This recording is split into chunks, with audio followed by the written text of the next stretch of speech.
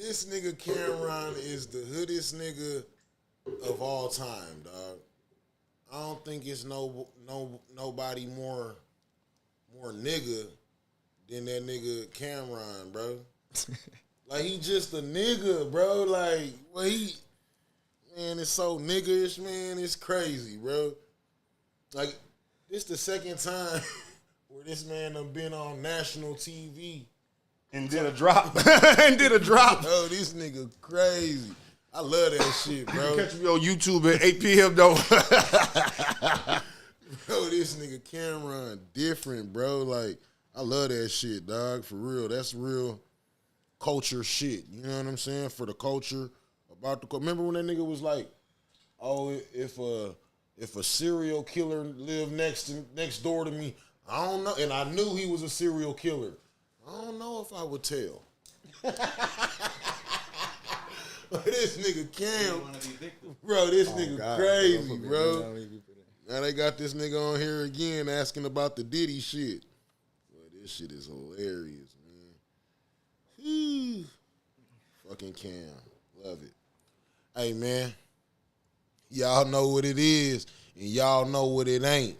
We back with another episode of Off the Kush podcast presented by Riding High Podcast. You bitch you.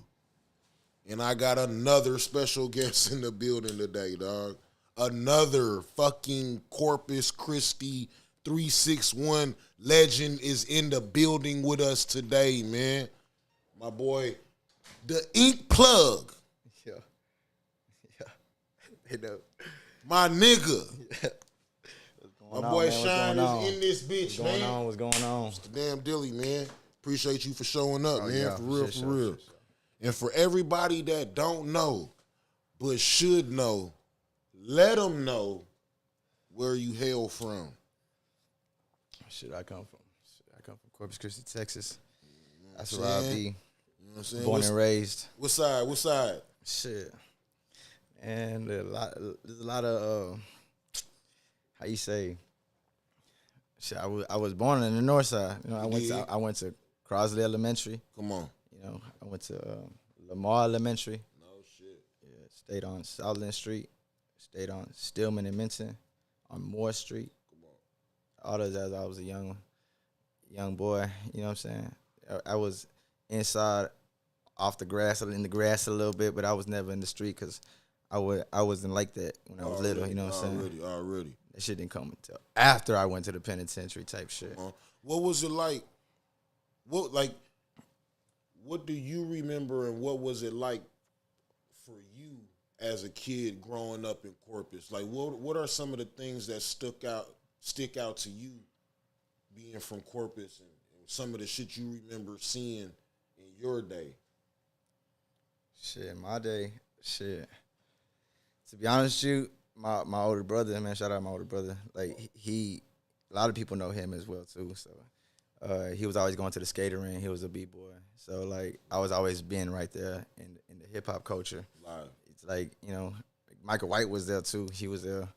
That's crazy. Like, you know, it all connects, you know. Right. So, and everybody connected. Skateboarding, it just everything, graffiti, everything. Like that's what I was doing as growing up, you know. No shit. Like, okay, so let's jump straight into it, man. Let's go straight to the graffiti. You know what I'm saying? To the tagging and shit. Like, what got you into the tagging and got you into to placking and all that shit? Man, I always just drew as a kid. I was always drawing and shit. Drawing growing up, and then like my whole family, they come from like they all paint. Some of my uncles, they used to paint. Like on the easel and everything? Yeah, type shit? on like canvas? On what I'm doing today. Now that I see myself, I'm thinking back like, damn, it's like I see myself in them. Right. It's like they were painting my uncle special. He'll paint like girls and he'll paint Ray-Bans on them. That was his little signature. Like every girl had a Ray-Bans on them. Right. You know what I'm saying? Were they like lowrider style paintings? Nah, they were like white girls, bro. Oh, really? They were like Fire. white girls with like drapes, and they were like, that's how kind of paintings he did. You know what I'm saying? But always with Ray-Bans on them. And so it's like, it just in us. My brothers and sisters, we all could draw, and so I just took it serious. You know what I'm saying? I just took it serious, take it to the next level, and try to get money off this instead of just provide for my family type shit. So growing up, did you get to see your uncles actually? I didn't know. Nope. I didn't actually see them as in hand, going hard. Right. But I seen the product and of course they signatures, and it will have their studio site. It's like this. It's like coming in here saying he DJ and then having all this equipment. You know what I'm saying? Right. You feel me? Right. And they shit hanging up. Yeah. Did your family growing up have any of their artwork at all? My brother, my brother, he made it to the art museum drawing himself. Nah. He drew a portrait of himself. He was in 12th grade, I believe. It was at Miller. I went to Miller as well. Crazy. I went to Miller as well. So, yeah, he made it to the art museum. You know what I'm saying? I don't know how long it was in there. Maybe a year, I think. They put it as the art museum. You know what I'm saying? That was pretty cool. So I looked at that okay, cool. Like he could do it, I could do it too. That shit is in your blood. Yeah, and that shit is really in y'all. So I just started spray painting. You know what I'm saying? We just started spray painting. Me and one of my partners. You know what I'm saying? How old was y'all when y'all started? We was 16, 17. And that 16, was the first 17. Time you had ever picked up we doing we not doing see, people was getting in trouble for doing stop signs and little fences and stuff. Right, we was doing buildings, bro. We was actually painting things okay, it's people getting paid to paint their names today. That's what we was doing. Right. I was painting my name on the wall, big as fuck, colorful, not just a little, you know. So. Yeah, Freak said, "Tell us who your brother is, though." Man, shout out, Peanut. Come on, Peanut. You know what I'm saying? If y'all know my brother. Oh, you talking the breakdancing dude? Yeah. Oh, that's your brother. Yeah. Damn, that's what's up already. Man, big shout out already. Big shout that's out. My brother. You know what I'm saying? That's my older brother. He skateboards too. He connected with hell Alex yeah, too. Hell yeah. He had a skateboard company called back in the day called. He had a company? Called Out of Order. What got him into skating? Because I would assume he got you into skating. Yeah, he did. Of course. Right. What got how old were y'all when he started? How far back can you remember? I was when I was 10 years old. 10 all the way to 17. No shit. And it's still around today, to be honest with you, because it's still around today. I get on the board right now on this live and do a kickflip one time for y'all motherfuckers. Okay, you know what I'm saying? Okay. Don't get it twisted. We talking about Trace in this bitch. Come on. Him for real, you hear me? Already. Nah, that's ill as fuck. And then what made at what age did he open up his own shop? Oh, he didn't really open up a shop. It was just like a brand. He made a brand it's because me. Look, it was a skateboard crew called Out of Order. It was Triple O. It was me, Keys, and some other dudes. You know what I'm saying? Shout out Keys. Y'all are basically babies at this time down there. Huh? Yeah, real talk. Sort of 14 years old. We in 7th grade. We in 7th grade, 8th grade, bro. I promise you. And we had the little skateboard crew, and he talking about, oh y'all little kids are stupid. Woo. And next thing you know, he seen us, our crew growing. Yeah, we started battling other crews with skateboards and shit going down the way. Yeah. You know what I'm saying? And that's ill. Next thing you know, he put it on a skateboard, talking about he finna make it farther than what we already had it. So he thought the business part type shit. Oh shit. Yeah, you know what I'm saying? And I don't knock him for that shit. And what was the brand? Out of Order. So he made 50. He made 50 skateboards. Put it up. Made a logo. I drew the logo up. You know what I'm saying? I drew the logo. And y'all was riding around town with Out of Order boards. Out of Order skateboards, yeah. That's some real shit. Everybody the whole downtown when they first skate park started opening. That was a long time ago, 20 years ago type shit. When that first opened, that's when they was riding with this Out of Order skateboards. Just because you said a little bit earlier that you wasn't really out there in the streets like that. I don't know if it maybe was your parents didn't want to let you out there. Was a skateboarding a way for you to get out there?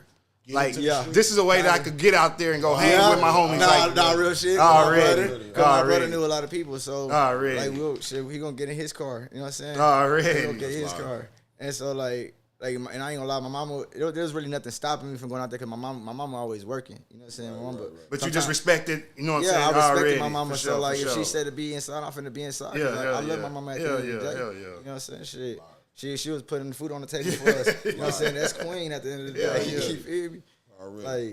Like, don't get it twisted, though. You know what I'm saying? At the time I sneak out or I let somebody sneak in. But eventually skateboarding was your way to just be able to already. And then we started doing graffiti, okay? Already. And then, of course, but all the hip-hop culture that come with this. Right. Yeah. You already know how it go. You know what I'm saying? I ain't never done nothing else but doing this shit. And so, so as a young age, I was 12 years old, 13 years old, I'm smoking. That's what I was going to ask you. When you start smoking at 12, 13? Yeah, about 12, 13. No shit. About 12, 13, started smoking. Did you ever get caught smoking? Yeah. My mama caught me a lot of times. When was the first time? When was the first time you got caught? When was the first time you can remember you got caught smoking, man?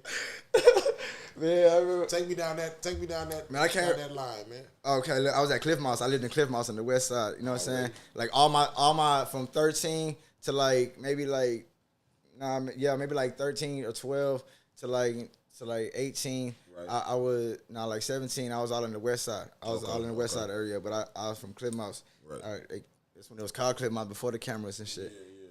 But yeah, I lived in the back, all the way in the dead end entrance, all the way in the back. You can't you one way in, one way out that bitch. So we going around the circle. Okay, I lived right in the back. And my mama was inside and she was taking a shower, and I was like maybe like 15, 14, some shit. I was on the porch with my homeboy Fat Rat, and we was sitting there smoking, and then I heard the shower turn on, so I thought she got in already. So I go outside. I lit a little piece of blunt. Tripping. Next thing you know, my mama come right out. She's like, "Hey," she was gonna tell me to don't forget to do something. I forgot what she was gonna tell me, but she didn't even end up telling me because she already said, "What you throw?" Boy, I threw that thing so fast in a hurry. Boy, she said, "What you got?" Sure enough, she found that though. Nah. She said, "Oh, this what you was doing? Go inside." What? Yo. Yeah, I ain't gonna lie. I ran away like at 16 years old. I ain't even go back. No shit. You been on your own since you was 16? Like real shit. I've been on my own since I was 17. One real shit. Hey, but I ain't gonna lie. I ran away on the next street. I had my bitch. This nigga say he ran away. This nigga say he ran away from home at 16 and went to the next block. This nigga. Hey, oh God, that was in Molina. That was crazy. That was in Molina. I was watching. Hell yeah, she would call me. I'll call her. No. I'll call her private and I'll tell her that I would see her because I would see her go to work and shit. Really? So I'll tell her I was good. You know what I'm saying? I ain't gonna lie. I'll tell her I was good. And then really? I'll stay like a whole payment, like two weeks to like a month maybe. And then I told her that I was on the next street. And she was like, I got one, you fucking on the next street. You got me worried and shit. I literally, but I was there, you know what I'm saying? This girl I was dating at the time. She was like 18 years old. Come on. I was like 16, to be honest with you. Already. So, she let a nigga cruise. Yeah. You know what I'm saying? Then I went to jail and the bitch cheating on me. Come on, man. That's, you know what I'm saying? That's typical, you know what I'm saying? You went to jail? Yeah, okay. So no. A little after. Okay, keep going. Okay, so where we at? Where we at right now? Okay, so listen. 16 years old. Yeah, that's when we was doing. That's when we started doing the graffiti. Okay, right. That's when we started doing graffiti. When I moved out and I ran away from home. Yeah, that's when I was 16 years old. That's when I was in Molina. Oh, that's when you started going hard with the cans. Yeah, started and going hard with the spray cans, doing dumb shit. You know what I'm saying? Doing dummy shit, like real talk. Crash dummy shit. That crash dummy shit, like it. But at the same time, this crash dummy shit I'm doing today, like people is getting paid for it. True. Like on some real shit. Nah, for real. Like bands. Like what? I did that 15 years ago. I got in trouble for it. Come on. Okay, so listen. So I'm 17 years old. I'm living on Mendoza Street. With old girl? Yeah. Okay. I'm living on Mendoza Street. And so Shawty, she got to be like 20 now. Hitting from the hit. I don't know what bro, this is it. No, that's what he's saying at the time. You were like 17, so she was probably like 19, 20 type shit. Okay, bet. And then I started working at Sam Cane's. Already. Was that your first job? Yeah. No, I was working at McDonald's and McDonald's in Waterburg when I was like 16 years old. Already. When I was at home with mama type shit. She was teaching me how to discipline, try to pay the bills. Because like I ain't gonna lie, shout out to my mama, she always a worker, but she didn't teach me how to be a boss. I had to learn that on my own. You know what I'm saying? Like, so she told you to go get that. Make sure you got a guaranteed motherfucking paycheck. Go get a paycheck. Like, you know she got that money working. Ain't nothing wrong with working. Keep that money coming. I ain't gonna lie. I had grills in my mouth. I had jewelry at all ages, bro. When I was in 16, 15, 14. Yeah. Like, my mama made sure I had jewelry on me. Like, it was just working. Yeah, like that's some real shit. Okay, so I'm 17 years old now. You know what I'm saying? Me, Keys, and we had a little crew. Right. You know what I'm saying? Called B2D. You know what I'm saying? Born to Destruct, you know what I'm saying? It was a little graffiti crew type shit. But while you working at Sam Kane, was that maybe giving you extra money to be able to buy the actual supplies that you needed? Right. You go hard now. Already. And I don't got no curfew type shit. We had a computer and shit. And so that's when MySpace was around. That's when MySpace was around. That's how I got caught. Whoa, this whole ass shit right here. From MySpace? From MySpace, you know what I'm saying? So take us through the story, before you even get caught. Internet, from this whole ass internet right here. Yeah, how I want to know that. I want to hear this. Like, are y'all hitting right like Southside? Like how big of a name are you drawing? Internet told on me. How big of a name are you drawing to start making a name for yourself at the age of 16, 17? Well, everybody knew Shiine. Okay. That's what I'm saying. So were y'all all over town with it? Y'all were hitting up spots on the south side? Y'all were everywhere with it? Everywhere with it. Already. Was y'all doing just a couple of big ones? No, I was just doing like buildings. A whole bunch of the one that came on the news, the one that they was looking for me was when we did Garcia Elementary. The Garcia Elementary on Greenwood. In the back of it, okay, you know how like if you're in Molina, you can see the back of the school because there's that big ass field. Yeah, you can see my name from the bridge.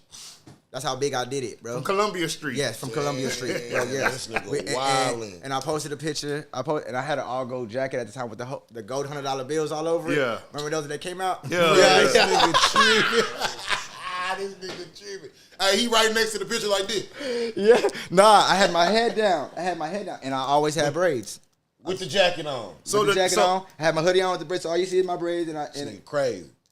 Caption that hoe, you know what I'm saying? Caption, put on MySpace, you know what I'm saying? But the news article that came out on the news, they didn't say who it was. They just said that the school was vandalized. But you saw it and you knew that. But they didn't say at that point. They didn't say it was you. Right. Okay, bet. So they did their homework, of course, and came straight to the source where the picture come from. You know they started digging through MySpace. Yeah, hell yeah. They came to my crib. They raided my crib in the north side. Like that's why I stayed on Stillman and Minton at the time. Hey, this nigga the only one in the city with a gold jacket with dollars on it. Hey, real talk. It was Stillman and Minton. They raided my mama's house actually. They raided. Man, listen. I'm telling you, I put mama through some shit, bro. On some. They raided my mama's house, bro. On some graffiti shit. On yeah, some so shit. they came like I was a killer at first. You know what I'm saying? Some real shit. Guns and everything. Everything. Well, that's crazy. They came in Stillman and Minton, the yellow house, the 2-story one with Bub used to up top. That place right there. Yeah, so what happened when did they? So did they kicked in your mama shit? So you wasn't there. So nah, you was with old girl, right? No, I was at work. Okay, I was at work. Because at that point you had split up with old girl already. And you got your own spot on Stillman, or you were with old girl? No, that's my mama house on Stillman. Okay, that's the address. So that's how the address on the ID. You feel me? Yeah. I don't never live at the address on ID. I leave my ID right here. You ain't gonna find me. Yeah. You know what I'm saying? Like so. I'm just saying it like I stayed over here, you know what I'm saying? So my mama called me. Bro, I ain't gonna lie, I was sick, bro. I was catching a ride. I didn't have no car, none of that. I was young, bro. I was 17, turning 18. Bro, listen, I was coming from Sam Kane's on the way to home, you know what I'm saying, in Molina. Bro, I was sick. I stopped at Cliff Mouse. I had some weed on me because I was gonna smoke a blunt. And my mom was like, nah, you need to turn yourself in. Damn. My mama don't play that. Like, bro. Yeah, already. Damn. I do everything I try to do, keep it from my mama, but on some graffiti on some real shit, I ain't gonna lie to her because if anything happens to me, I want to know the truth. Yeah, hell yeah. Like on some real shit. Trueville. Like, real shit. So, man, she's like, man, you need to call this place. And I said, man, I'm not just gonna call him and go turn myself in. What? I'm trying to chill. Like, I need to get myself together. Like, hold on. Like, you know what I'm saying? So that's what she did. Niggas do their job. I ain't. Oh God, them niggas getting paid. Them niggas need to work. So at that time, my mom was like, "Bring some clothes. You finna take a shower here. I'm finna feed you right quick, and we finna call these people, and you finna get this shit over with." Already. So I was like, "Shit, all right, bet. Fuck it. I ain't tripping." Like, damn, fuck it, they didn't. She's like, they took our computer, they took everything. Man. Like, fuck. Now they had every single picture I got, bro. Like, real talk. And you trying to do somewhat kind of right at the same time because you working a job at this time, And, right? and I was taking care of a little girl that wasn't mine. And I was like from 16 to 17. Yeah. That's real shit. Like, I was already raising a little girl that was not mine. It was her daughter. So you wind up turning yourself in? Yeah. So we called them people, and they came and got me. You know what I'm saying? They came and got me, and shit. I ended up doing like 11 months in county. God, 11 months in county, but they gave me 2 years shock probation. After 5 years adjudication probation. Adjudication probation. They hold you. Yeah. So after that. They were trying to make an example out of nigga, man. So, yeah. So they said if you fuck up within these 5 years, you know what I'm saying, you're going to get the whole 2 year state jail. So I'm like, damn, all right, cool. Well, on my 3.5 year. And when they put you on, how old were you? When you first got the adjudication? 17 years old. Yeah, they hold you. 17 years old. I ain't never had no juvenile record, no none of that. Hey, they going to put you on probation when you 17 and then say, hey, don't get in no trouble until you 23. Yeah, that's what they said. And a 17-year-old alive. Hey, you know what I'm saying? Real talk. That's what they did. So I ain't tripping. Like I lasted 3.5 years. I was out here thugging, but I ain't gonna lie, I wasn't working. I didn't. Within the little 11 months I was locked up. A girl got pregnant by somebody else. You know what I'm saying? Got pregnant by somebody else. I came and I wasn't tripping because there was no ties to us. So that was not my girl. Like it was just my girl. She was not my baby mama or nothing. Right. So. You know what I'm saying? I parted ways. And got to. Started thugging again. You know what I'm saying?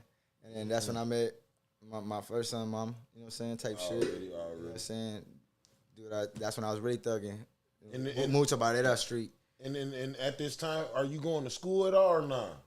Nah. I'm not going to school. Oh, really? Okay, so I didn't graduate. I got my GED. I got it later on. So throughout this time, from let's just say 16 to 21, 22, what made you when did tattooing come into play? Shit, like 17 years old. No 17, shit. 18. And you was already putting ink on people at 17 and shit? I was making tattoo guns out of like car remotes and shit. Oh, really? You know what I'm saying? Like, instead of going to buy a tattoo gun, because at the time, I think you had to be like a certain age, or I don't know what the fuck was going on with this shit. I just didn't feel like walking in that bitch. I'll make this shit happen.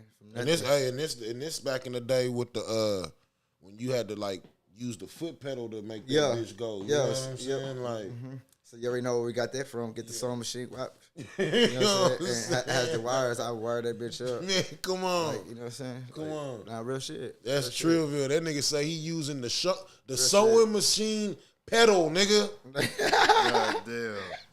Hey, listen. You know what I'm saying? So, I just, like when I went to high school, I went to high school like I was 16 and 17. I went to Miller just for a little bit. You know what I'm saying? We're in and out. You know what I'm saying? Learned how to a little bit of do welding over there. You know what I'm saying? And out of body from, you know what I'm saying? Yeah, that's fine. I learned a little trades here and there. Yeah, that's fine. That's all in between all that little era. Right. So you wind up going to state jail? I did county time first. And then 3 years down the line, I caught a gun charge. How did you fuck up your probation? Yeah. Because you get the 5 years deferred adjudication. Right. Gun charge. Okay. Damn. How long had you done on probation? After 3.5 years, you caught a gun charge? Damn. God damn. They caught a gun charge, fam. So now they trying to throw the whole library at your ass. Yeah. So now, not a book, a couple of them hoes. So now I'm it's unlawful carrying a firearm by felon. Yeah, hell yeah. You know what I'm saying? They still put that by felon on it. Goddamn right they did. So that's what they yeah, they hold you. I did the 2 year state jail, and then had to go back on TDC. Oh, and that's try crazy. to make parole. Damn. So they weren't that shit concurrent? No, I had to go to 2 year state jail first. I had to finish my sentence. Damn. What was the Operation White Trash? Operation White Trash. That's what Keith said. He said that you ended up hitting Lopez and he hit Dominguez. That he went down on that same case. So I guess that was the name of the Keith, yeah. the thing that they were trying to get y'all against shit.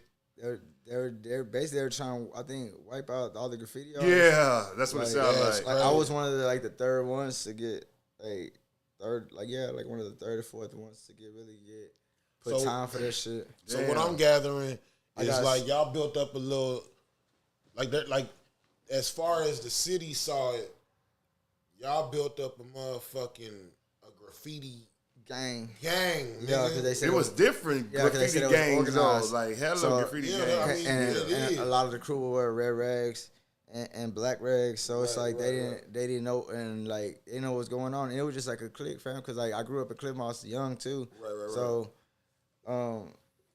we was like all from like 9 to like 9, 10, 11, 12, 13, somewhere around there. It was in Cliff Moss, running around, and we grew a bond with all the people around it. Everybody, we had niggas wearing red rags over here, black rags over here, blue rags over here, and all in the same complex. Right. That's fire as fuck. And y'all all going out tagging together. Yeah, on some real real shit. They don't know what the fuck going on. They don't know what the fuck going on. They don't know what the fuck I got put over my homeboy. What did the last time? He a blue ragger, you know what I'm saying? I'm always in black or some shit. And they talking about like, bro, why y'all together? Like, what's y'all relationship? And they deported him because he didn't have he didn't have nothing. He had no nothing on him. They like he was not from here for real. They deported him, but they was like like the people don't know what the fuck going on in right there. So damn. So anyways, caught the graffiti charge. I got a gun charge. Because listen, you wanna go there? Hell yeah, I'm trying to go there. I definitely want to know how the fuck you get caught on the 3.5 year. Okay. Listen, I'm out here thugging with my baby mama. You know what I'm saying? My son like 6 months. We just had my son like 6 months at the time. I'm 23. I'm 23 years old. You know what I'm saying? From 17 to 23, that's when I was really doing my thugging. Right. You know what I'm saying? And I'm 23 years old. We stayed on that street right there where Savala's at. Right there in the 40 block. You know what I'm talking about? Yeah, I think I know what you know what street I'm talking about? What's the name of it? It's right there in Savala. That street, okay. That street where that stripes at. Already, yeah. You know what street I'm talking about? I think I know what area you're talking about. We got to get the street name. You talking about Mohawk? No, it's not Mohawk. No. We got to get the street name. Right. He say, "I want y'all. I'm trying to put y'all there." Ruth. 19. No, it's way next to the school. Ruth Street. Next to the stripes. Let me see. The stripes. It goes all the way down. I don't know. I ain't that familiar. Yeah, oh no, I'm trying to see right here, but this shit ain't showing shit. Oh, I got it right here. Look. Somebody said Osage. Yeah, Osage. Oh, okay, Osage. Okay. I stayed on. Somebody said right I got now. Osage. I got the edges right here. Oh, by the cage and all that shit. Yeah. I know you're talking about. Osage. I stayed in that hood when I was 23. I stayed low key. Look here, the house is right here. To be honest with you. Come on. I swear to God, I stayed on Osage and Ruth. Already. Osage and Ruth, right? And Mohawk on the next street. I had the little store. That little store where one time my son was about 6 months. I was coming back from the store, and one of my partners, what else would you want to call him? Your partners at the time. Yeah, partners at the time. You know what I'm saying? Right. Partners at the time. They called me and he talking about say, I ain't sure pass that. Yo. He talking about. He talking about where you at? You know what I'm saying? Let me get woo from you. And I was trapping at the time. This shit already done for. I already did time for this shit, so I can speak on shit like this. He talking about come through, and he's talking about where you at? I need this. All right, bet. Come through. When he came through, it wasn't him. It was some other dude that I knew from the hood. And he talking about, yeah, woo send me. I'm like, all right. He gave me the money, and like I started walking. To my house had a little ramp I built with the ramp. You know what I'm saying? And so I'm walking up the ramp, and all I heard was like footsteps behind me. And they come up. He basically told me, give me everything you got. You know what I'm saying? Niggas tried to jack you. Nah, they did. Oh damn. They did. The nigga hit you. That nigga hit me with the pistol with me. Nah. Yeah. So they set you up on some bullshit. That's what they did. Some people I knew from right. kindergarten. Oh wow. That nigga said some people he knew from kindergarten.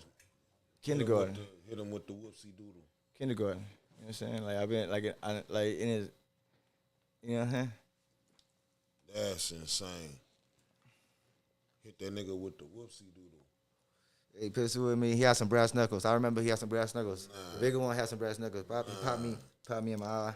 They was doing it like that? Yeah, and on some real shit. They went in my house, took the safe, took the bag. You know what I'm saying? And they left. But and you knowing exactly who the fuck these niggas is at the time. Boy, that's crazy. I ain't called no law like all y'all niggas would.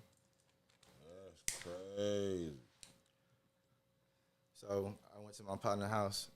My partner, rest in peace, Joe DeLuna. You know what I'm saying? He just recently passed away. Yeah, rest in peace. You know what I'm saying? I went to his house and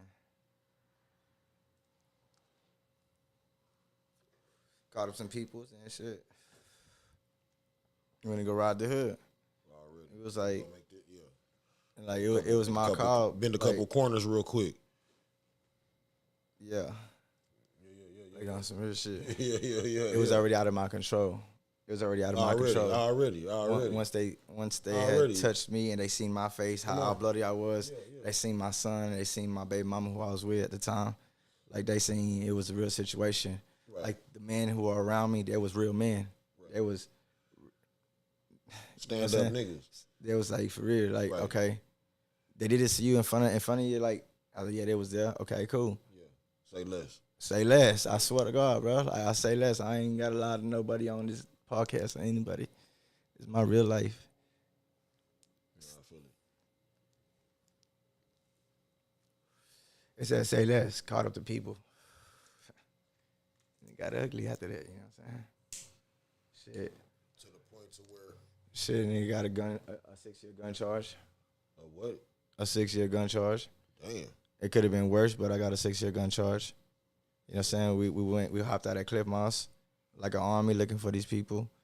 A couple of them, you know what I'm saying, was not them, but a couple of some of my partners that where I believe kind of were in on it because I used to like, I was in tune with all of them, you know what I'm saying? So they all kind of figured out. They all kind of, you know what I'm saying? If I'm serving you, you know what I'm saying? This amount, y'all doing the math on me because all of y'all partners. Right. You know what I'm saying? Niggas started doing the math on me. Already. And I was young, so I was 23. I didn't know no better, to be honest with you. Already. I didn't know no better. I had a Tahoe on 22s, you know what I'm saying? About 13 screens in that bitch, a gray one. You know what I'm saying? I was good. I was living good. I had a house. You know what I'm saying? I just had my son. I was good. You know what I'm saying? I was good. I feel it. So shit got a little drastic. Yeah. Somewhere along the line. So we hopped out over at Cliff Moss. Somebody around there called the laws. Yeah, that's going. That there was a lot of people outside with guns. So, because I ain't gonna lie, I had a knot in my face like these niggas beat me up, bro. Yeah. They went in my crib, man. They pistol with me, hit me with some brass knuckles. Like, what you want me to do? Like, you know what I'm saying?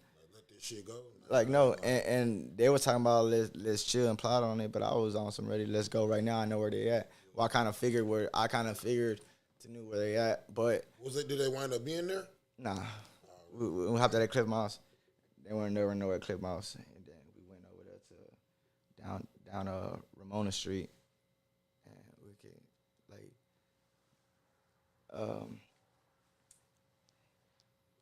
some girl. We go to her house because I know where they kick it at. So we went to her house, and before we even could she opened the door. We rushed in. You know what I'm saying? It's like 15 of us, 14 of us, all Mexicans, you know. And everybody packing. She like, man, what's going on, Paul? What's going on? You know what I'm saying? What's going on? What? Who did this to you? I told you not even to fuck with them. Man, what's going on? Like, damn, I need to be on y'all side type shit, like on some real shit. Oh God.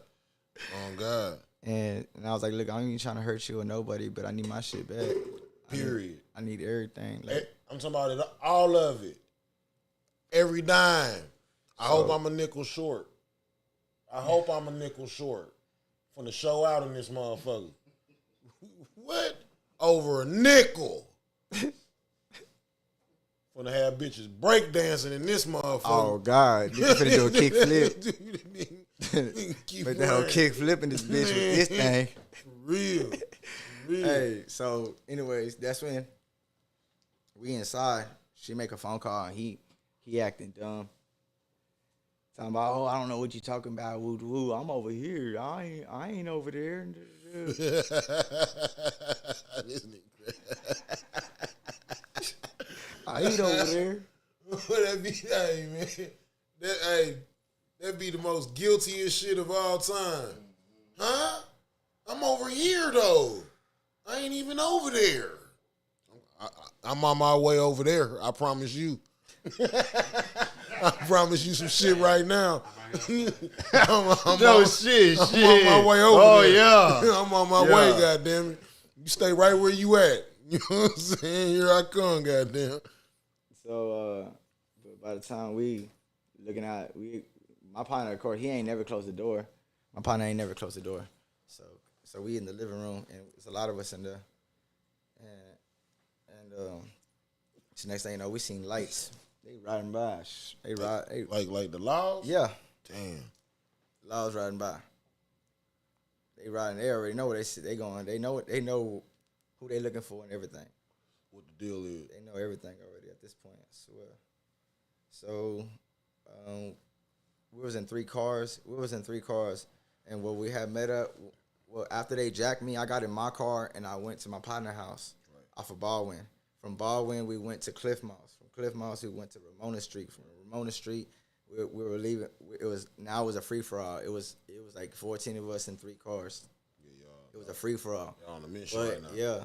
And so now, but there's laws everywhere. Like now, there's laws everywhere, and they know they can't, but they don't have no probable cause because we all inside, and there's 2 or 3 of them outside, one at the door. So like it does look kind of suspicious. Some Mexicans and you know what I'm saying, right here on Ramona Street. Already. So that's when we got in the car, and now they have probable cause to follow us, like, or they don't really have probable cause, but they could get behind us and they could run plates and do all that extra shit. Make up some bullshit. Yes, bro. And that's exactly what the fuck they did. Right when they put a right turn without putting a blinker on. Type you know shit. where Derek mama live at? Where the pool's at on West Point? Yeah. Okay, well, exactly, bro. Like, so y'all were on Ramona and y'all busted the left headed towards like Cliff Moss. This is real stories, bro. This is real stories, bro. Like, you know what I'm saying? Derek, I fucked with Derek too. You know what I'm saying? Derek know the real. Like Derek, that's another one to know the real. And so Bub too from the West. You know what I'm saying? That niggas know. You know what I'm saying? Shout out to all them. You know what I'm saying? We made it right there. Other 2 cars, I don't know where they went. I wasn't paying attention with them. I wasn't in the car with them. You know what I'm saying? I was in the car with 4 of my partners. It was 5 of us in there. I was the youngest one in there. Everybody in there, it was like in there, like 37, 38, 42, 51. You know what I'm saying? And one of them already been down for an M. So I was like, but at that time, I didn't know that. You know what I'm saying? I didn't know that at all. I didn't know about none of these dudes' records or none of that. Oh, really? I just knew that me and my partner had money ties, so we was good. Like, that's why I went to his house. On some real shit, like, rest in peace, that man. But that's why I went to his house, because that man cut for me. You know what I'm saying? He cut for me on some real shit. Say less. I got you. I know exactly what you're talking about. I was young. I was making money. Taking trips to Houston. Come on. Getting these bags $3 a piece. Yeah. Coming to corporate and selling them to they $40 to they stupid ass. Yeah. You know what I'm saying? And shit, that's how we was doing it. And so, So I went to, like I said, I went to his house. He called the peoples, and we did that. You know what I'm saying? And so now we get pulled over. They had all of us on the curb, had guns, and woo come out with the guns. I got caught with an ARP and a Glock 40. And the Glock 40 ended up being a police stolen cop gun out of San Antonio. You out of there. This shit's on paperwork, baby. Yeah, you out of there. You out of there. So it's a wrap. So it's a wrap. That was the guns that was in the car. Okay, so listen. So the guns weren't mine, like on some real shit. But I'm a man before anything. Come on. You know what I'm saying? They wouldn't have been in that situation if it wasn't for me. Like on some real shit. I feel it. Feel what I'm saying? No, I feel it. Like these niggas came to jack me and I called them for help. Right. And now we in a position. Already. And shit, I got them out the jam. Come on. I got them out the jam on some real shit. Boy, hey, listen, and one of them, I swear to, man, if I'm lying, I'm dying, bro. Like on some real shit, bro. This should be hard feeling sometimes, cause like this is what I really been through, my nigga. No, I feel it. That's Trillville, dog. Nah, this Trillville. This your story, nigga. Like, hell yeah. You know what I'm saying? Like, nah, I feel that shit. I feel that shit. So now listen. A lot of niggas ain't built for that shit, bro. They ain't. A lot of niggas ain't built for this shit right here, bro. And they out here been fucking doing this pretending shit. And playing. Self-made for real out here. Self-made for real out here. Listen, so I got a gun charge.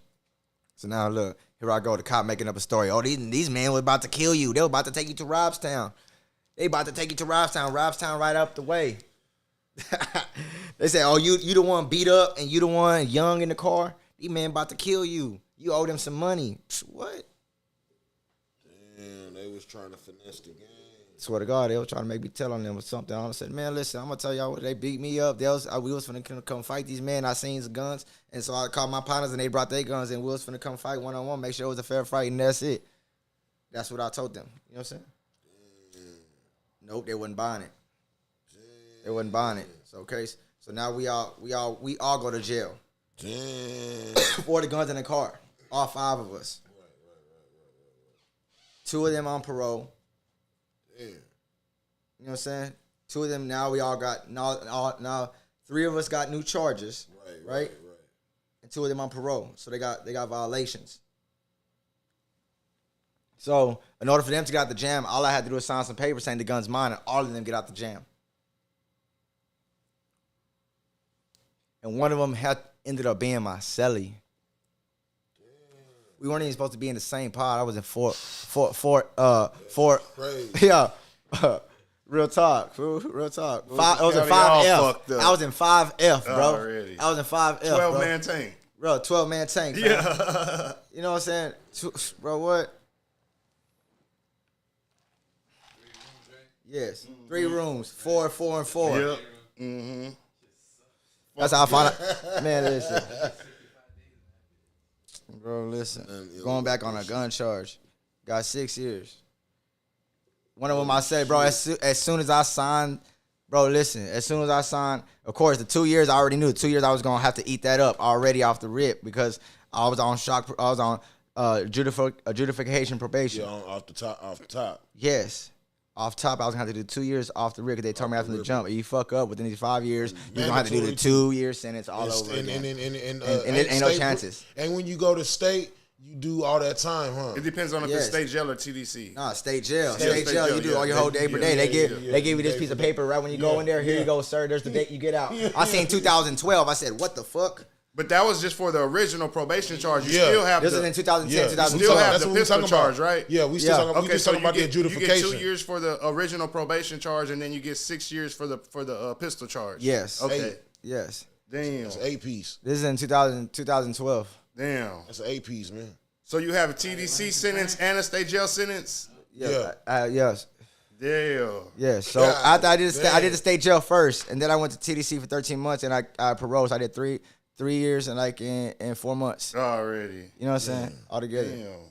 Like, bro, like I was, and I ain't gonna lie, I thought I was going home too. I ain't gonna sit here and cap. After the state jail sentence? Yes. I ain't gonna sit here and cap, fam. I was a little bit depressed when I was going to that. I know. I went to the. They went straight to the walls. Yep. Now you're going over here. Damn. Everybody stand over here. That has another charge. Damn. So what? So, everybody stand this way. You're not going. People who stand on this side, you're not going home. So you went to state jail first. Yep. Knocked that 2 years out. Yep. And then as soon as you done with that, straight to TDC. Where that letter at? Straight to TDC. Don't pass go. Don't pass go. God damn. Got my GD in there though. Yeah, already. Got my GD in there. I ain't seen my son for that whole time. And then how long was you in TDC before you paroled out? 13 months. That's love. I got my first parole. That's love. And they fucked with you. Mm-hmm. Yeah, that's love. It was good. I ain't gonna lie. It made me better though. On mamas. How long did you wind up on parole for? For 4 years. Oh yeah, that's a long time. But I mean, 4 years. It's better than spending that shit inside. Yeah, 4 years. You know what I'm saying? That's what shit So listen. So from a graffiti charge to a pistol charge, and I look how much that from 17 years old, bro. I barely got off in 2021. August 19, 2021 is when I got off parole. I made it out. So I feel like I really come from nothing. Like the government created me. You know what I'm saying? Like, I was a good kid when I was young. You hear me? Like, you know what I'm saying? When I came home from the penitentiary, a whole different man. Now I had to carry myself. I was in prison gang and, you know, all that. I was never in a gang in the street. You know what I'm saying? Never had a gang in the street. It was just my brothers, you know what I'm saying, that we fucked with daily, and my close friends who we spray painted with and shit like that. They made me see it as a gang. And really, it's not even a gang in there, because at the end of the day, in there, them fools can't tell me, like, me and him, we don't tell each other what to do. We just look out for each other like brothers should. You know what I'm saying? It's try to stir each other from right from wrong at the end of the day. Yeah, you know what I'm saying? So I came home in 2016. From 12, 13, 14, 15, 16. Yeah, in 2016, I came home. And that's when, I ain't gonna lie, I saw this fool at the mall. I saw this fool at the mall. He was like, what the fuck are you wearing, dude? Remember I was wearing the fucking olive fucking pants with some fucking... Bro, I was straight out of TDC, fam. Straight out of TDC. Bro, listen, I came home. I ain't gonna lie. Shit, I ain't seen my son for like 3 years.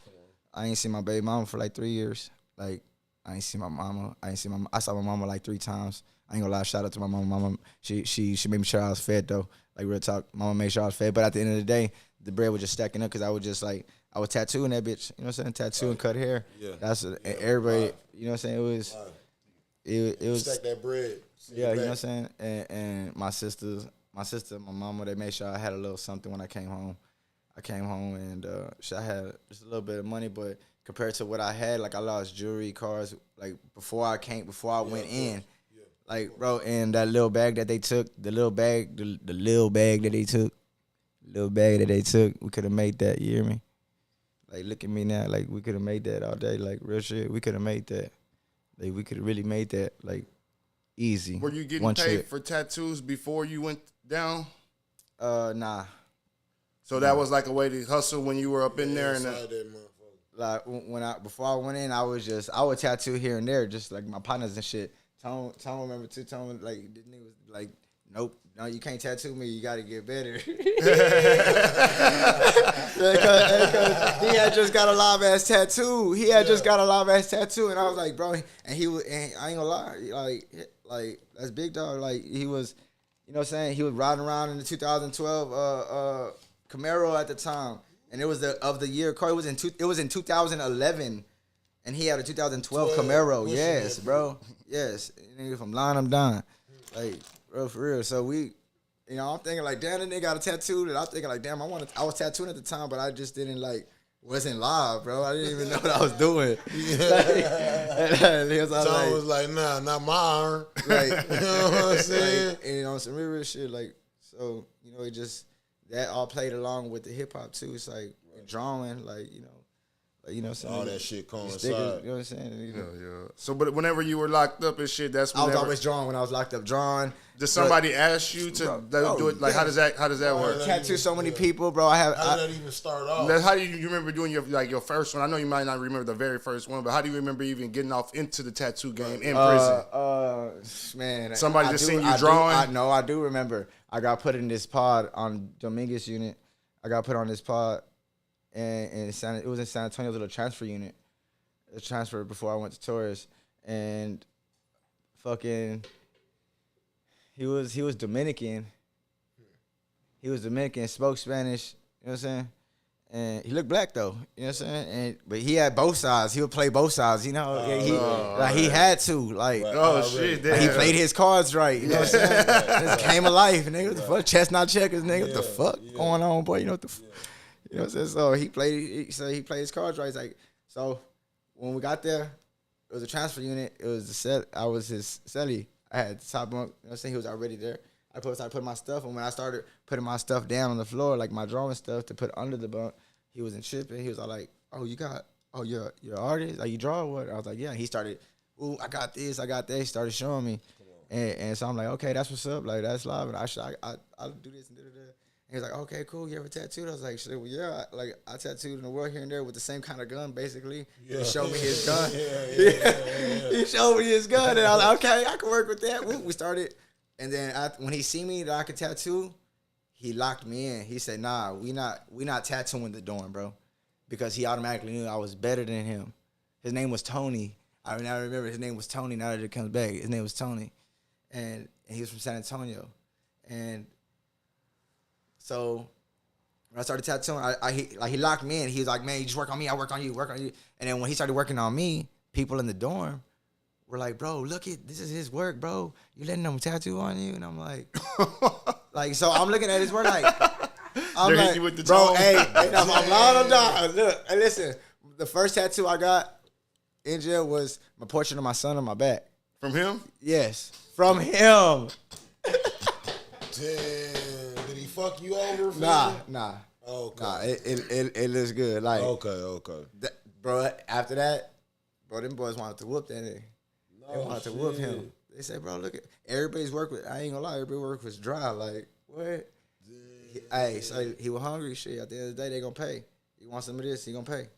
You pay for what you get, basically. Fire. But you said that at one point he didn't want you to show me you pay for what you get. So I started tattooing him. He started tattooing me live. He did most of my body. Like, but you said that he told you basically, let's just keep this between us. You said he didn't want you. You couldn't because the light. Everyone took up to the light, and so the light's right above our bunk. At the end of the day, so it's our end to go. Yeah. Like, you know what I'm saying?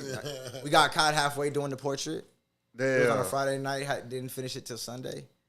That shit hurt, bro. Damn. I ain't gonna lie. That shit hurt. I swear to God, bro. But my whole torso upper's tatted, but I don't even remember getting this shit. Like, I don't remember. Like, the pain, I don't remember. Like, on some river shit. That shit up. Like, on some river shit, I don't remember. Like, I remember all through prison and, like, you know what I'm saying? What went on in there shit. Some crazy shit going on. They don't give a fuck about you in there. Like, bro, the streets is dead with it. Like, bro, like, if you could find a way out the way I did, nigga, like, what? From 17 to fucking 31, I'm 34 today. You know what I'm saying? And I done made it out. Like, I really done made it out. Like, I don't go to work for nobody. How do you start tattooing other people besides Tony? Right, I was just gonna say, how you get your own shot. They seen that I tattooed him. They wanted to just start it. Did he start hating? Probably don't. Yeah. Little bit. He thought a little shit, but he wanted to be cool with me because I have pictures of what I was doing out here in the real life. You know what I'm saying? So he was like, okay, cool. He was on. You know, I was showing the pictures. You know how it go? People showing them real shit. I cut Lazy Bones hair at that time already too. Damn. I already had cut Lazy Bones hair. I cut Lazy Bones hair when I was 19 years old. When I was 19 years old, I cut Lazy Bones hair. Damn, you can't just skip over that one. Yeah, I gotta. I gotta take it back. You know, it's on my Instagram. It's on my Instagram. You can go back and follow it. You can go look at it. It's there. How did that happen? You know what I'm saying?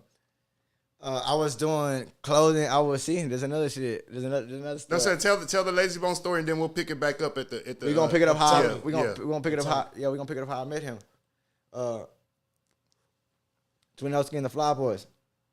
Already. You know what that is? Yeah. Okay. Jay Boogie was just tuned in earlier. Okay. He said that you made some of their first. Okay. So shout out Jay Boogie for, you know what I'm saying, mentioning that. He knows what it is.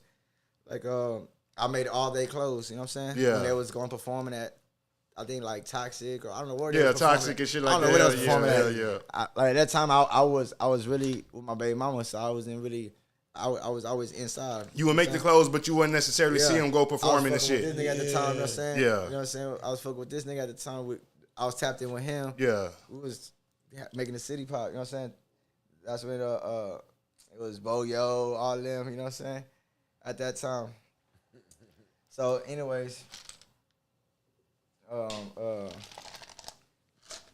Twin called me, and Twin's like, say, bro, Jermaine, he's like, say, bro, some guy named Darren's gonna call you. He's Lazy Bone manager. He wants you to cut Lazy Bone hair. I said, bro, stop lying. And I was cutting their hair because I was doing designs and shit. I worked at Platinum Cuts when it first opened. You know what I'm saying? Like, we got that bitch rated too. The police rated that bitch too. I went to jail. Me and Noe went to jail. Shout out Noe. You know what I'm saying? Like, real talk, bro. There's a whole bunch of shit. That shit came out on the news and everything. Yes, bro. There's a lot of shit. You know what I'm saying? That being in my life is really a movie, bro.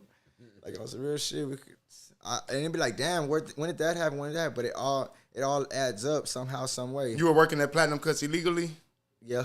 Already. Yeah, at the first, you know what I'm saying? I ain't gonna sit here and cap. Already. At first I was, you know what I'm saying? Hey, I was young and getting it. I was cutting hair though. You know what I'm saying? Already. Because I was cutting my partner's hair. Yeah. Owner of the spot came through.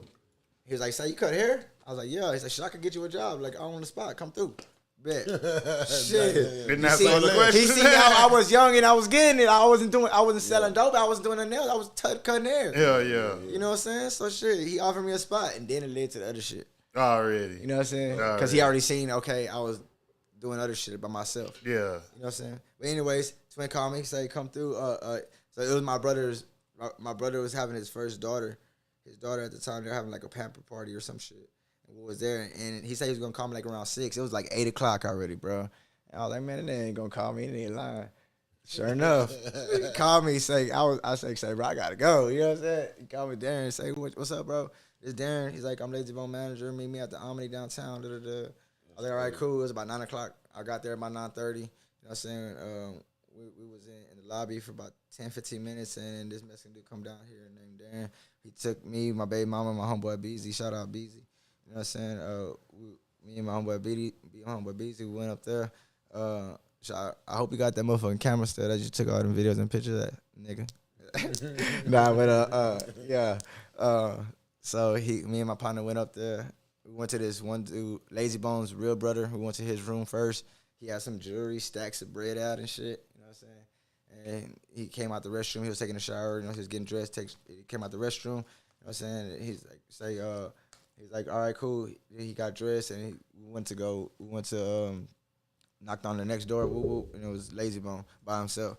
He opens the door and real humble dude, bro. He got 11 kids. You know what I'm saying? 4 baby mamas. Like real humble dude. We were playing 2K. It was 2K5, I believe. Or 2K9. No, 2K9, my bad. 2K9. 2K9. It was 2K9, fam. It was 2K9 at the time. It was playing 2K9. It was on Xbox, I believe. Or I don't know what. Yeah, I think so. And we was playing it for a little bit. Cut his hair. I stayed up to him about 12. It was all just sitting us, and we smoked a couple blunts. He ordered some room service, something to drink and shit. And then he was all like, man, bro, on some real shit, you should have came by yourself. Like, cause of course I had baby mama with me, you know what I'm saying? Right, but he was all like, and on some real shit, I should have played by myself, you know what I'm saying? Made better choices for myself, like I am today for myself, you know what I'm saying? Sometimes it's good to be selfish, but just don't be ugly, you know? So, you know, we was in the room, you know what I'm saying? We some girls came in, you know, I ain't gonna sit here and cap, you know what I'm saying? But on my way out, them girls were coming in, 3, 4 of them hoes. They was coming in, and they was going to the show. It was at the Yellow Rose still. And it was his brother was performing, but he was there to promote his brother, you know what I'm saying? Right, he got a song with his brother and shit too, so he was there on his brother's behalf, and he gave me some tickets. He signed, and my brother-in-law John, at the time, he's not my brother, but like he's the one who really kind of put me on to like the hip hop culture because he lived in the North Side. He lived in D and Leathers, next to the railroad tracks. Like that's where he's at, D and Leathers. Yeah, the North Side. The white ones. Yeah, the white ones. The cream ones. Yeah. Okay. That's where John and Star stayed at. Oh, so really? like you know what I'm saying. I was young. I'll go over there. And my sister allowed me to do like only certain things, but like she'll let me thug, but she didn't let me like really thug too much. You know what I'm saying? Like she watched me. She guided me as like a second mother. You know what I'm saying? That's tight. And so like, but shit. Now that I smoke and shit, she's like, "Nigga, you should have told me you smoke, boy." Bro, I done seen them pass blunts around, bro, like QP or blunt, bro, on God, in the North Side. Ain't near Leathers, but I used to go spend the night over there, I swear to God. Real talk. So anyways, yeah, I cut him up. I cut up Lazy Bone, was in the restroom, like some real hood shit. I ain't had no cape. Probably on everything I love. Yeah, damn, what you use a towel? Yeah. Old school shit, nigga. Hey, say, you know. Tuck it in. Say, got him right, though. You know what I'm saying? Got him taper, did him right. Hey, listen, he got up, he said, I look like a young Obama. Like, I swear to God, that's what he said. He said, I look like a young Obama. That nigga looked in the mirror. Because Obama was getting elected at the time, I believe. Oh, really? You know what I'm saying? So, like, bro, man, listen, I got 2 witnesses. That's Beezy, bro. Shout out Beezy, man. Yeah, hey, it was loud. Like, it was loud, so I cut his hair. And that was that. That's how I ran into that by Twin Oski, just by word of mouth. By word of mouth. Supposed to be performing here soon or some shit? Yeah. I'm not too sure. I'm not really too sure. I think it's one of them with is it one of them performing with the Mexican OT show? I think. Oh yeah, he is. It is. It's Lazy Bone. It's Lazy Bone. And who did you cut up? No, that's not Lazy Bone. It's Crazy Bone. I think who's coming. Okay, and you cut up Lazy. Lazy Bone. Yeah, right. He's the one known for the fro. I'm the one who cut his fro off. Oh shit. Say, you know, and I believe in energy. So look, check this out. You can look it up on YouTube. Like for Bone Thugs called "They Hate to See You Shine" by Bone Thugs. Called that "They Hate to See You Shine." The next day he was doing a music video. The very next day he was doing a music video. So like after I gave him a haircut, he went to go shoot a music video in Atlanta at that time. And so it's called "They Hate to See You Shine," and like it's pretty dope because that's what they call me. They call me Shine at the time. Like they've been calling me since like that's what's up. Yeah, Sean Polo. Okay, what's up, baby? Yeah, so we did that. I did that. I tatted up Paula Deonda. Dusty, shout out Dusty. He made that happen. I don't know Meta as well. You know what I'm saying? Shout out Meta. They made that happen. Just for allowing me to tattoo in their environment, in their establishment. You know what I'm saying? So that's how I made that happen. I was just it was like one of the first block parties. Oh, it was like I think Meta was dropping a clothing brand or somebody was dropping a clothing brand. You know how they're real street oriented and city oriented. So I kind of liked that shit, and so like I think I reached out to Meta, I believe, and somehow, some way, they were like, "Shit, you could come set up over here right next to Dusty in the DJ booth, bro." I was like, "For real?" Yeah, bro. So literally, Dusty's doing his thing, bro. Like the whole crowd's fucking jumping right in front of me, and I'm literally right here tattooing, like on some real shit. Like and it was dope, fam, because I'm watching him do his thing, and I'm tattooing. He's watching me do my thing. Like it's pretty dope. Like you know, like and fucking, I was with some other girl at this time. Shit, so many girls. I'm sorry. so listen. So Paula Deonda comes through with she comes through with I forgot who she comes through with. One of these. Edo Kanyes? Nope. It was some Avoji. I forgot who she comes through with. It's I forgot who she comes through with. I forgot who she comes through with. She's with somebody. They come through and she's like, "Hey, how long's the wait?" And I gave her the list. If I'm lying, I'm done. I gave her the list, and it was like 11 people on that hoe.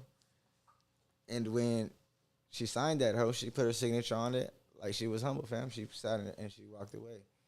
So that's when when I grabbed it, because to be honest with you, I didn't realize who it was. I'm not paying attention. I'm tattooing. I'm tattooing. I'm not out here like, and I have a girl doing that for me. So she gave me the list. At that time, I was already done with the tattoo. So I grabbed the list to see who's next because I couldn't put the phone numbers because it was like a block party. Yeah. And so I give them 5 minutes to get to the booth. And then I'm going to the next number. And so I said, what? Paula, because I know how that's my name at the same time without the A type shit. I'm like, hold on, what the fuck? So I'm looking and I look at it, the signature and I'm like, and that's when he was like, yeah, it's who do you think it is? That's what Dusty said? Yeah. Already. And so that's when I was like, all right, cool, let me go get her. So he's like, all right, they went to go get her. She came in. I asked her what she wanted. You know what I'm saying? I put her in front of everybody. I didn't even call the next person. I tattooed Lala on the side of her right here. I tattooed Lala. That's what's She said her grandma used to call her that. That's why she got that. Because that's what I asked her, why Lala? She's like, that's what my grandma called me. Like, you know what I'm saying? So shout out to Paula Diana for letting me tattoo you. Like, energy is for real. Yeah. Okay, let's pick it up back whenever back you with were. Tony. Yeah, back with Tony. Okay, so we in the penitentiary. I'm back in the cell block, 52-man tank. Tony, bitch ass. Goddamn, Tony. Tony tatted your boy up. You know what I'm saying? Tony tatted your boy up. You know what I'm saying? Tony really tatted me up. You know what I'm saying? But anyways, so I came home. I was 23. Right. But you had already made a whole bunch of money at that point. No, I came home at 27. My bad. I came home at 27. Came home at 27. I was 27 years old. Came home at 27. Now I'm on parole. So I lived on Lantana. You know what I'm saying? Oh, hold on. But when the first charge, when I got the graffiti charge when I did the little 11 months for the graffiti, that's when I met Muddy, bitch ass. Free Muddy. He was in there too. Yeah, free my big bro. Really? Free my big bro, man. Free my big bro. Yeah, that's when I met Muddy, man. I met Muddy at 17 years old when I was in the county. When I did my first 11 months, it was in the trustee tank for a little bit. You know what I'm saying? I did 6 months in the trustee tank before they kicked me out that hole for doing crazy shit. You know what I'm saying? Yeah, dude. You know what I'm saying? So, but shit, somehow, some way, fam, I always found my way back in that hole. It's crazy because, like, they be overlooking my tattoos. Like, bro, I guess they're not looking at all my tattoos, but I got, like, gang tattoos. Like, you know what I'm saying? And then, like, what? Okay. Like, shit.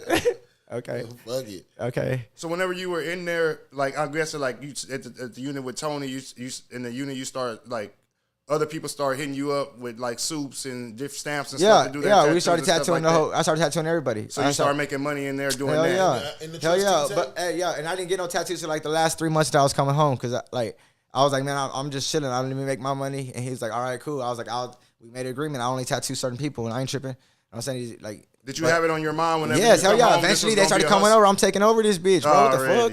Alright. At the end of the day, I'm gonna make all the bread. Like he was my celly. He gon' eat at the end of the day. You know what I'm saying, bro? I'm not no greedy motherfucker. We finna eat. You know what I'm saying?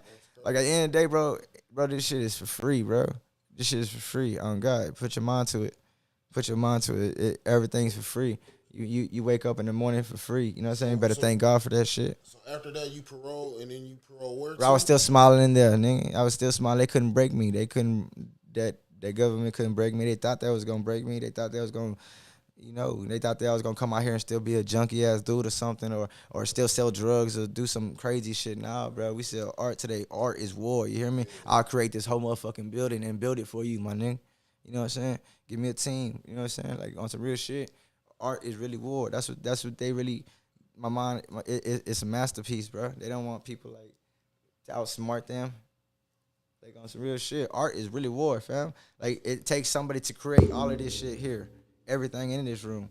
Like it takes money, but it also takes the first person to create that. You know what I'm saying? To create the idea, it has to come from somewhere. You know, so shit.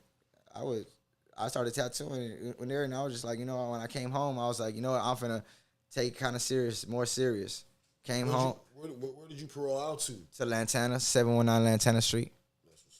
Was that your baby mama house or? No, that was my mama house. Okay, that's what's up.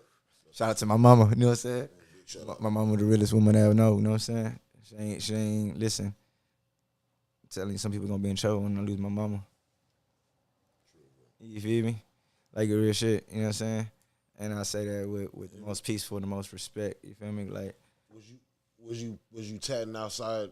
Hell yeah, I was. Or was you tattooing? Well, I got the laws kicked in my door for I was tattooing. But was you tattooing in your mom's crib or when you got out? Yeah, when you got out. Hell nah, nigga. My mama ain't gonna allow that shit, nigga. What the fuck? Oh no, shit. Hell nah, nigga. What? Okay, that's what's up. Nah, man. So you're basically just like a mobile tattoo man whenever you get out. Yes. Right. All right. Yep. I was in and out. I'll come to you. Everywhere. Whoop, whoop. Here, everywhere at that time. You know what I'm saying? Doing everything like that. You know what I'm saying? But at that time, I was doing that part-time because I was doing flooring. I was building houses, doing flooring, doing real, they say man shit. You know, because my mama was like, bro, you need a real job. You need a man job. So, you know what I'm saying? So I was out there, you know what I'm saying, building houses. You know what I'm saying? Like, literally, see these hands right here? I'll build you a house with these hands. You know what I'm saying? Give me all the material, and give me like 2 men for helpers. Give me this iPad. We finna draw your house, finna blueprint it. We finna blueprint your house out, see if you like it, custom to your liking. You know, just pick the cabinets. I'm finna do everything for you, you know, to your likings, and then you like it, then I'm gonna get started on that bitch if you trust me. Cause listen, I've been there, and you know what I'm saying. Shout out to the people who really taught me in life how to do this shit. Roman's one of them, you know what I'm saying. And he real stand up dude. We done Walmart's like the school. Was that brand new school over there on way off of Airline or Yorktown? That new school? Atkins? No, it's not really new. It's probably like, it's like 10 years old. Veterans. We done did like three of them hallways, 3 of them long ass hallways, laid all the tile and that shit. Like, I learned how to do all that, like, building houses and shit. Like, I was doing all that shit and doing tattoos when I come home. Like, working literally 12-hour shifts. He'll get like complexes of carpet. Fucking, so now we're doing out of town in San Antonio. Now we're taking trips out of town, staying out there for a week. And not telling you, I had, when I got home from prison, the best thing I got out of that whole time I was gone was I got custody of my son. You know what I'm saying? Like, my son came with me. Because during the time when I was put up, like, his mama was a mess. You know what I'm saying? So he was in and out of homes. He was, in CPS. Like, you know what I'm saying? Like, on some real shit. So when I came home, I didn't also just have to fucking find out what my path is again, because remember, all I knew was my baby mama. I was with my baby mama for a while. You know what I'm saying? I was with her for like 7 years. You know what I'm saying? And then we had my son. Like, motherfuckers don't know how to keep a long relationship. I do. But, like, some people don't reflect on themselves. I do. You know what I'm saying? If I'm finna make a mistake, then we gonna fix it. If not, and if it can't get, if it keeps doing it over and over, then it's not a mistake. It's not none of that. Then it's repeated. Then yes, I understand. Get away from that person. Facts. You know, because you got to know your word today too. You know what I'm saying? So when does the tattoo stuff kind of like start jumping off? Like really jumping off? I was like 25. I was like, I was 27, I came home 28, like 29. Like 28, 29. It started really like, people were like, okay, he's starting to get, because I told my mom I'm finna quit my job. That's before that, because we did my event in 2017, and that was 6 years ago. So it was way before that. We did my event in 2017 at the Exchange, and you was the tattoo man there, and that was in 2017. Okay. So that was before that. Yeah, that was 2017. That's what I'm saying. Okay, already. That's 2017. That's why I barely came home. 2 years. Already. I came home in 16 and 17. Okay, bet. So I started to 2 years after. You see, now you know I ain't lying. Already. See, it lines up, right? See? Yeah. I did your event. I didn't see. Now we see. Yeah. I did the event at downtown at Pro. Was it? We did it at the Exchange. At the Exchange. Yeah, we did it. We did it at the Exchange. We put you upstairs. See, and shit, and that's when I met. See, look, it all makes sense. Let me bring it back. He put me in the door downtown area. Yeah. He told me, the event you could tattoo upstairs. Yeah. Sure did. Whoop. I had my own little spot just like this. I made some shirts. I made some shirts. His own lounge upstairs. It was live. You could be able to go get a drink. You better go get a drink and go right there and go get a tattoo by me, bro. It was live, bro. Like, it was super live, bro. I ain't gonna lie, that was my first time that I felt like I was him. I was Himothy. Like, you know what I'm saying? Like, they put the spotlight on me because they're like, okay, who's this tattoo artist dude? And I was like, you know what I'm saying? I was the only one there. I didn't like, you know what I'm saying? So it kind of made me feel like live. So bring that shit back. Hey, Yeah. so that was my birthday event too. Shit. Hey, so that's when we go. That's when I met Meta there. All them were there, and they were like, "Yeah, we're doing the show over here. You could do the same thing over here." Bet. That's when Paulo Diallo came through. Yes, bro. That shit was live, fam.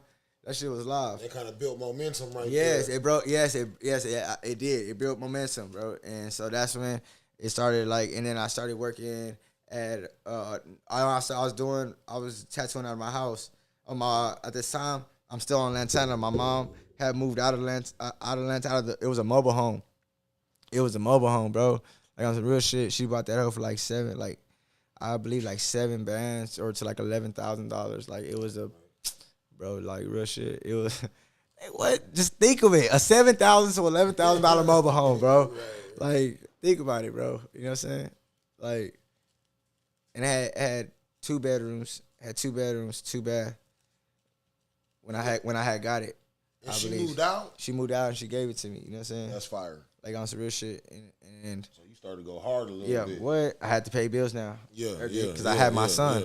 I had my son by myself. Now you gotta go a little hard now.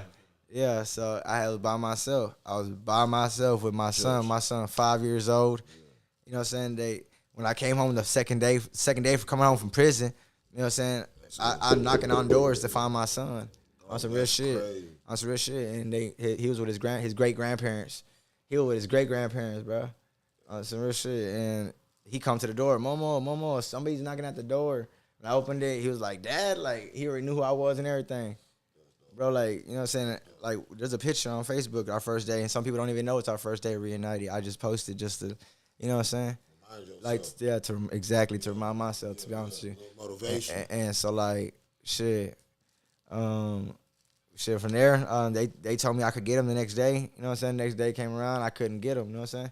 They said that I needed to get myself together. I needed to go to the CPS, had a case on them, on his mama, and I need to figure out that. Yeah, bro. So that's what I did. So that's what I did, though. You know what I'm saying? That's exactly what I did. You know what I'm saying? I went to anger management classes, parenting classes, one-on-one counseling, did all that shit for the state. You know what I'm saying? While on parole. You know what I'm saying? So I did all that, and within like a 3-week or 4-week period of me being out, his grandma, shout out Becky, his grandma and his great grandma, you know what I'm saying? They would take care of him a lot, you know what I'm saying? And shout out Steph too. They would take care of him a lot, and so they just one day, Grandma Becky was like, "Man, Paul, look, you doing good. Like, you doing good here. Like, I don't see why you can't take care of your son. Like, shit." I'm like, shit, you're fucking right. Why I can't take care of my son? Like, you're right. Bro, I was happy, bro. But on some real shit, you also realizing, like, it's going to be hard for them to let go because they've been doing it for so long. But they were just such real-ass people. Yes, bro. That's some real shit right there. I swear to God, she dropped my son off to me at my sister's house. I was in La Armada. At that time, I was just chilling at La Armada. And, like, this is a little bit before my mom gave me the mobile home. So I didn't have no house at the time. They just gave them to me because came home. I was doing all right. Live with my sister, live with my mom. Like, you know what I'm saying? I was finding my way. I was doing my thing, working, doing houses. I was finding jobs. You know what I'm saying? I was not just sitting down. You know what I'm saying? So that's when they gave me, like, you know, like, dropped them off at my sister's house. You know what I'm saying? And from there we just thugged it out. Like, we went, you know what I'm saying? My mom started helping me a little bit more. And then, shit, I got off my ass, fam, and started working. I'll leave with my mom while I go to work. You know what I'm saying? And shit, help pay the bills, stack the bills. You know what I'm saying? Type shit.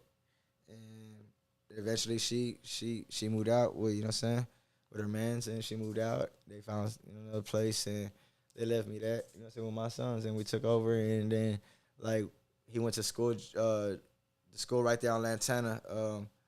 What is it? Gibson. Yeah, he went to Gibson. My son went to Gibson, you know what I'm saying? And he went to George Evans, you know what I'm saying? When he was at Gibson, I didn't have no car. I was like the first year and a half, I didn't have no car. I was walking my son to school. Every day, getting up, you know what I'm saying? It takes discipline to get up every day at motherfucking 7:30 and get your little mans up, make them look nice, make them dress good, like get up and do all that shit. Like, and then, but I was already programmed.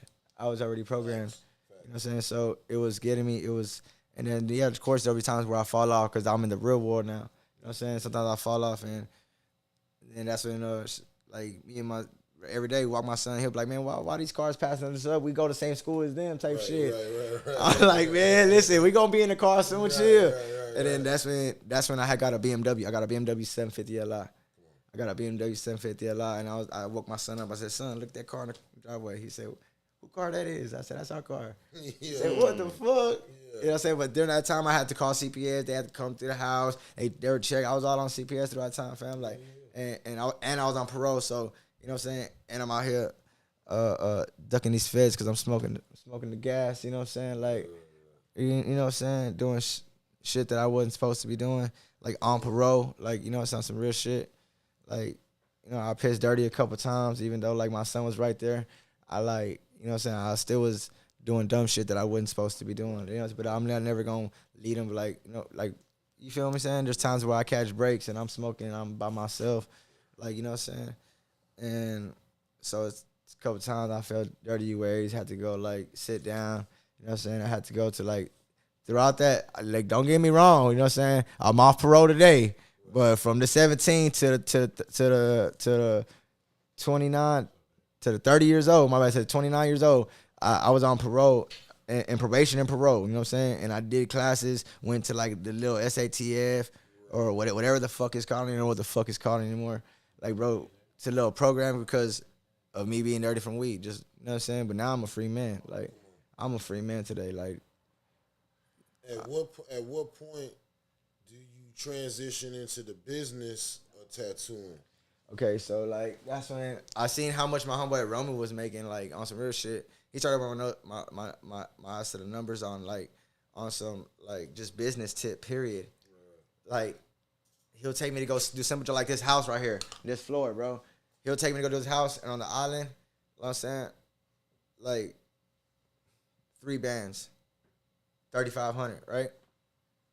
That's what he's gonna charge, $3,500 just for the floor. You know what I'm saying? And he's taking like 5 guys and paying them by the hour, and they gonna get it done in a day, like in a day. You know what I'm saying?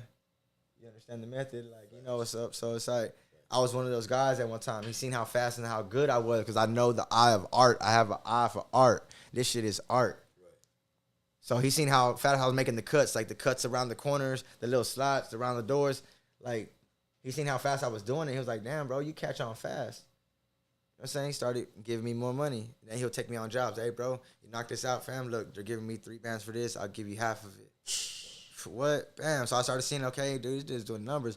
Getting like 30K on doing big numbers, bro. Like doing Walmarts, doing complexes, like apartments and shit. Yeah. That's when I was like, man, I need to start doing like my own shit, bro. Like, what the fuck? This nigga's getting bread, bro. He got a truck, he got a van, all the tools that we need. I'm like, bro, like, he ain't doing shit. So that's when I started tattooing like more on the side. Like my mom, I was telling my mom, I wish I could just tattoo at the house, but she didn't want nobody at the house, and I respect that. Yeah. You know what I'm saying? Because nobody could tell me where I live either. You can't tell me where I live either. You know what I'm saying? Nobody could tell you where I live, like on some real shit. Cause of that incident when I got jacked by my friends. You know what I'm saying? Goddamn right. Like you can find me on the block, 4701 block. That's where you can find me. You know what I'm saying? But yeah, so you're working for homeboy, he making hella bread. You start trying to do a little something, thinking about doing something for yourself. Yeah, so that start tattooing more. Yeah, that's when I started tattooing more, and I just told my mama I'm finna quit my daytime job and I'm finna start tattooing, and she told me, you dumb, that's pendejo. She told me I was stupid. She said I was stupid for trying to quit my daytime job. And I was like, bro, and it wasn't even really a daytime job. It was a lifestyle, bro, because I was like the crew. It was dedicated. Fam, was doing this. Was working 12/12s. You know what I'm saying? Staying at hotels. Oh yeah, that's another thing. Like we'll stay at hotels. And shit, I was making a bag off them too, cause look, he was also the man that was landing the jobs, but I also take my tattoo guns to the hotels that we were sleeping at, bro. So listen, I'm coming home from a 12-hour shift, bro. Tattooing the coworkers. Yes, bro, I'm tattooing everybody, bro. Niggas don't even let me sleep. You know what I'm saying? Real talk, niggas did not let me sleep, bro. Oh God, bro. Bro. Okay, you know where? In Carn City, Cadillac Jack Boot City. It's a boot place, bro, over there. I helped build that whole floor in there. He has another job. He landed for $70,000, bro. That's when it opened my eyes. That's when I was like, bro, this man landed his whole job by himself, $70,000, and he got men like us busting their ass. To do the labor. Bro, you got me. What? So that's what I said. No, so I did the math. I'm tattooing, making like $300 a week, making like $600 a week. Sometimes like $1,000 to $1,500, depending when my guy Roman, you know what I'm saying, when he felt like giving me a good job by myself, or like because he knew I could handle it by myself. You know what I'm saying? So, but that wasn't a $70,000 job because that job consists of way more people. Yeah. So that's when I was like, you know what? She's like, well, you're not gonna tattoo here. So that's when I started like, that's when my mom was like, I had the mobile home ready. So that's when I turned the studio into one of my rooms into a tattoo studio. You know what I'm saying? And I was tattooing there. I was tattooing there for like a year. You know what I'm saying? And I felt like I got good enough. Like first I was from the couch type shit. Then I went to the room type shit. Like on some real shit. You know what I'm saying? But I always had I try to always have everything that I'm supposed to have. You know what I'm saying? And then I made my room, my tattoo studio room. And then that's when I went to Third Wish. I worked for Third Wish for like 8 months. You know what I'm saying? And they just ain't been they ain't pulled through with they part of the deal. You know what I'm saying? Like I guess they weren't worried enough for me to get a key to their place, you know what I'm saying? Like, so you're supposed to work and build yourself up to actually be able to. I already had clientele. I didn't need no walk-ins. I do everything by myself. Everything, these pants I made by myself. You hear me? So they was supposed to give you your own key and shit like that, and they just never held. Yeah, I do everything by myself. I didn't need nothing from them. I needed a place to tattoo at. That's what I needed at that time. I needed. You hear me? Yeah. There was things that you need and want in life. I needed that to feed my son because I was a single father. You know what I'm saying? I was out here in these streets. I was by myself. You know what I'm saying? I was trying to figure out life. I didn't have no food stamps or nothing. And everybody's like, damn, bro, you should have did that. I wasn't smart enough to claim my son every year and get these 5 bands like these girls do. I didn't do that for like 5 years. I didn't do that, bro. I had my son for 5 years and I didn't do that. His mama was getting the money on God. And I ain't tripping. It's all good. I see bro, that shit a lot, boy. Listen, it's all good. Like on some real shit, fam. Not to cut you, but that shit is more common than you would think, bro. That type of shit that you talking right now is more it's real shit, fam. It's okay. See, and so right now, like I got a 20, not to put no numbers out there, I got a 27K waiting for me right now if I sign these other papers, and then it's gonna get his mama in trouble, and I don't want to do that. Like, so what do I do? You feel me? How old is your son now? My son about to be 13. Yeah, that's fire. So I'm just leading him to like, listen, it's all good. I can turn the other cheek. I eat that. We gonna make that. We gonna make that. I make like, bro.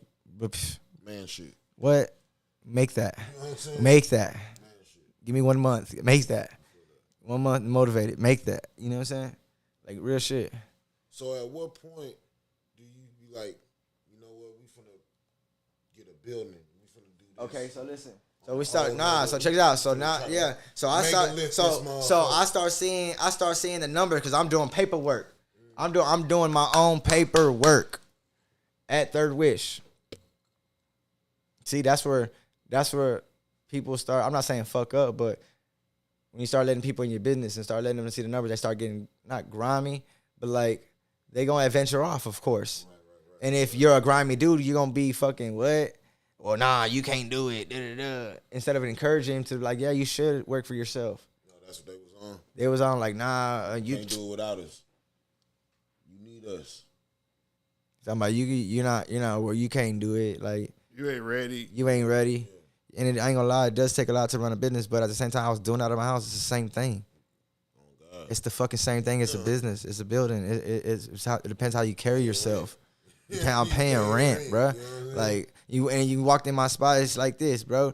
You walked in my spot, it's studio equipped. That's what they were low key trying to say is you don't have enough clientele to pay steady rent. That's probably what they were low key trying to say. Bro, listen, shit. I made like 13 bands in a month, bro. That's what opened my eyes because I'm looking at my own paperwork like, damn. Like fuck, I only get like 6 bands of this. Like, hold on, cuz. Like, what do you supply for me? Yeah, so you have to kick them off 50% of whatever you would make type shit or what? Well, I mean, a little bit more. It's 50%. So in the tattoo game, it isn't like the barber game where you pay booth rent? If you wanted to, you look, bro, the owner of the shop can do whatever the fuck he wants to do. Facts. Okay. That's the rules, you know what I'm saying? So if you got to be just... Hey, the saying goes. So that's why I don't work for nobody and nobody works for me. I don't work for nobody and nobody works for me. You understand it? Yeah, hell yeah. I'm my own self. He who self. owns the land makes the rules. Yeah, that's it. Like, so. So at that time, I was working at Third Witch for like 9 months. They talking about they gonna give me a key after 6 months. Like there was times where I'll go. They don't like to they're closed on Sundays. They close at 8 o'clock. You know what I'm saying? Man live 45 minutes away. So do I. I live 45 minutes away too, and I drive every day to work. On God, and I would leave at 2 o'clock in the morning. I understand. We got families to feed, but I'm gonna go above and beyond for mines. I'm gonna die behind mines too. You know what I'm saying? Like, so that was his excuse. Oh, well, I got this, I got that. Like, I drive 45 minutes away, and Sundays, and like I like to be with the family, which I understand because I started going to church recently. I recently started going to church. This is gonna be my 8th week going. You know what I'm saying? Shout out Church Unlimited, like for welcoming me over there. Like, you know what I'm saying? So I started going to Church Unlimited, like, you know what I'm saying? So, At that time, yeah, me and my son was going to Church Unlimited too. At that time, during all that stuff, I was working at the shop. We living all the way off Lantana, the shop way off of Staples, downtown. You know what I'm saying? So I didn't have no car at that time. Oh no, I had the BMW at the time. My son go to school at George Evans, so I had to rotate all that and find him. You feel me? And the shop's only open from 10 to 8. So, but in between there, I got to get my son at 3:30, drop him off from 3 to 4. He got to be with me from 3 to 8 at the shop.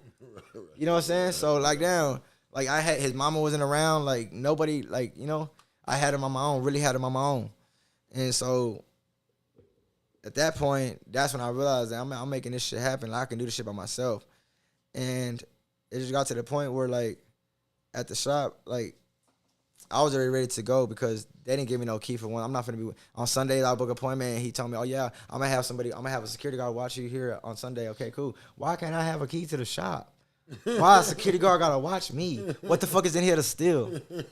You just trying to make your money and go to the crib, bro. On God, bro. Like what? I'm just trying to do this tattoo right quick and get out the way. Like, and it was like in a safe environment, which is understandable.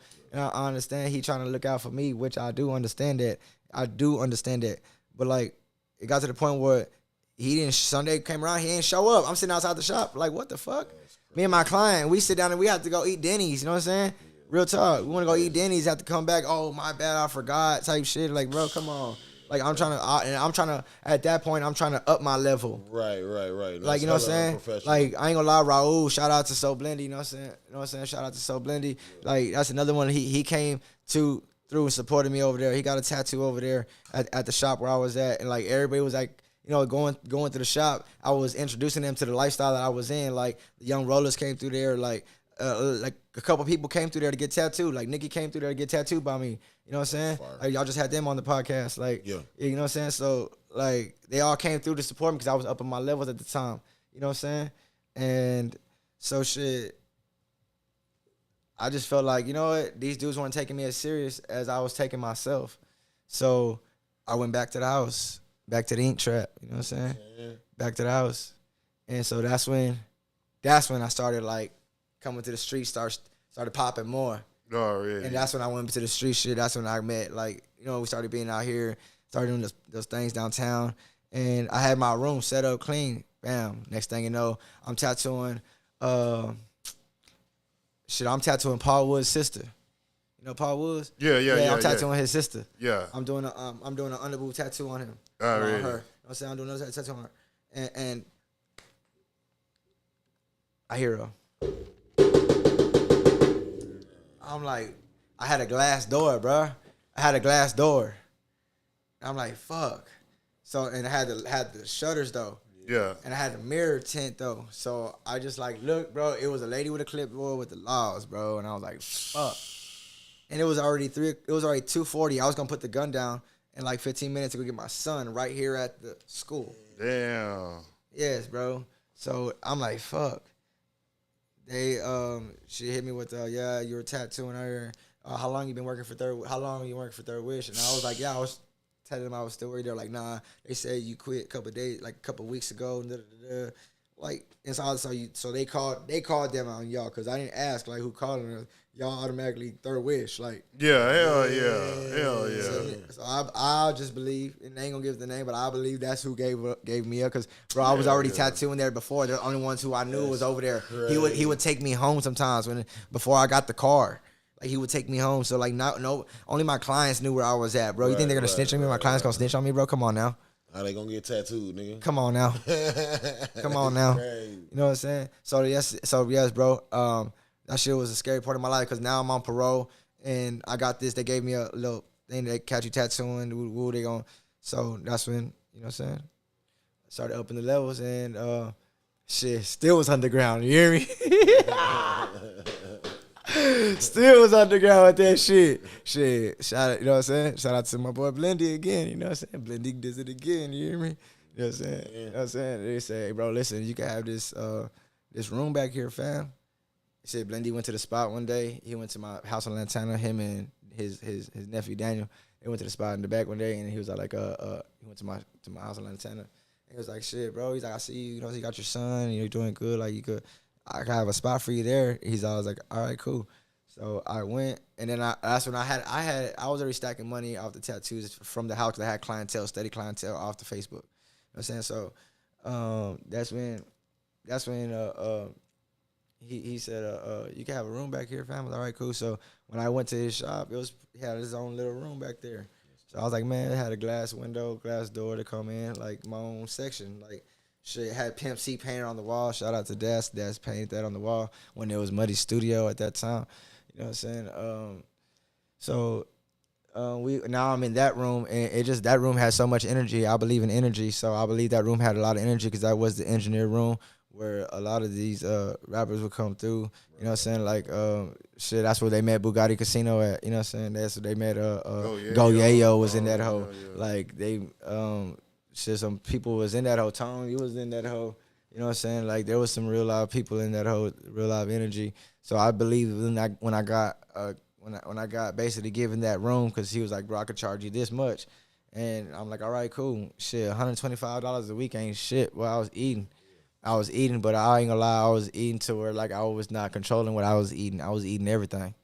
You feel me? I was like Pac-Man dying, coming alive, like eating everything. You feel me? Like unstoppable type shit. I was eating everything, and it was not healthy for me. So, like, you know, Raul kind of seen it. You know what I'm saying? And he kind of helped me. He said, "Say, bro, like." Before that, I tried to get a shot. Before he told me I tried to get a shot, they shut me down. That's when they shut me a Super. Shout out to Super. You know what I'm saying? Shout out Super. You know what I'm saying? Super Tex. You know what I'm saying? That man, he shot me down the first time when I tried to get a building. He said nope. I guess I don't know what it was. He just told me no. He didn't want no shops like that on his area. So I'm like, no art shops. You know where was this at? Right there, 4701 block off of Ayers. Okay, so at Faro Plaza. Yeah. Okay, bet. So it was like and this is like before he gave me the room, and he was just like, nah, they shot me down. Nah, you can't. We don't want no art spots like that here. And I'm like, all right, cool, whatever. And Raul was like, bro, you can get a room right here. You know what I'm saying? We fuck with all the same people. We're gonna come through. We're gonna get you more clientele. All right, cool, bet. Woo. Shit, I sat in that hole, and I had the door closed, you know what I'm saying? When people would come through, check the spot, I closed the door, you know what I'm saying? Type shit. And then people would just come in and out, you know what I'm saying? And them little nasty niggas, they'll be looking at the girls when I be tatting them and shit through the window. Yeah. Oh, God, I swear to God, I ain't gonna cat. Nah, for real, though, I swear, I'm not lying. I can name 2 people right now, you know what I'm saying? I'm not going to do them like that. You know what I'm saying? Just, you know what I'm saying? But yeah, so I was tattooing back there for like 2 years, bro. Like real talk. Before he said, hey, bro, you need to, like, I think it's time, fam. Like, it's time. You got motion. You know what I'm saying? It's time. You know what I'm saying? So he's like, I'm gonna give you this much loan to stack your bread. And that's when I did it. And that's when, between that time, the tattoo shop, there was a art shop down the way. And, or no, they weren't there yet. They were down all the way off Ayers on Tarleton. And it's called Body Rights. And I've been wanting to work for them for a long time, fam, to be honest with you. Because Eric Redberry was my partner. Like, me and him was always, texting each other, giving each other tips. On like, that was the only artist that kind of accepted me, fam, for, like, real talk. Like, he kind of accepted me off of street type shit. And, fucking, we would just always, share each other's work, or he'll tag me in all his posts. And, like, it would just... And yeah, just love. So he would work at Body Rights, and before he got his own spot, you feel me? So we always wanted to work side by side. It never happened, you know what I'm saying? Because the artist Gabe, who owns, he would just always tell me no, fam. You know what I'm saying? No disrespect to Gabe. Gabe a cool dude. You know what I'm saying? He works down the way from me. I see him every day. You know what I'm saying? We've seen each other grow every day. I shout out that artist. You know what I'm saying? I shout out all the artists who are trying to be better in life. You know what I'm saying? Like, so he shut me down. And Eric, one day, is like, I went in there by myself, showed him a book. You know what I'm saying? It's not that I wasn't good. He just, I don't know why, he shut me down. So I'm like, all right, cool. And I found that Raul spot. You know what I'm saying? And then that's when I was getting supplies from over there for my art. Getting supplies from over there. And Serge told me one day, Serge, who run the supply spot, he's like, he still running the supply spot to today. He told me, say, shit, do you know any spots that I could put my ink shop at? I'm like, shit, yeah, right here on 4701. There was a multiple of them open right there. Because at that time, it's still on my Facebook when that car crashed into the no, the freeway, when it crashed into next door to So Blendy. When it crashed in there. I damn near went viral for that shit. It's on my Facebook still. Yeah. Like the car, it was a candle shop. It was RJ's spot, the Mystic spot. It was the old spot. It was somebody else. Oh, okay. RJ was already over here. He moved over. He moved out. A candle spot got in. They opened it up, and then look, when that spot opened up, yeah. I told the owner for that spot. He told me, no, we don't want no ink shops here at all. Yeah. You know what I'm saying? So exactly. So 6 months later, Raul told me, stack your bread. 6 months later, this spot got two of them now. They opened it up. It was a candle shop. RJ's is still over here. Yeah, RJ's had moved down the road. Yeah. Yes. So that's when this car ran into that hole. Okay, so that's when it was up. Like 2 months later, their business started going down because they were barely fixing it. People thought they were closed all the time, the candle spot. So that's when shit, it went up for grabs. Yeah, I seen it go up for grabs, and shit, I went over there. Well, actually, I told a boy, hey, yeah, there's something up for grabs over here. So he went, he got it. So I'm like, damn, he kind of killed my dreams type shit. Like, damn, I wanted to be the only man doing artwork on this block. You feel me? Like on some real shit. Like in that era. You feel me? Like, so that's when like a couple months later, I went over there, and I was still getting my supplies over there because I was in So Blendy. I was inside there. You feel me? I was inside that room. So I was still going on there. He was still seeing my face every day. Now he sees my face every day from the other tattoo shop. You know what I'm saying? So shit, that's when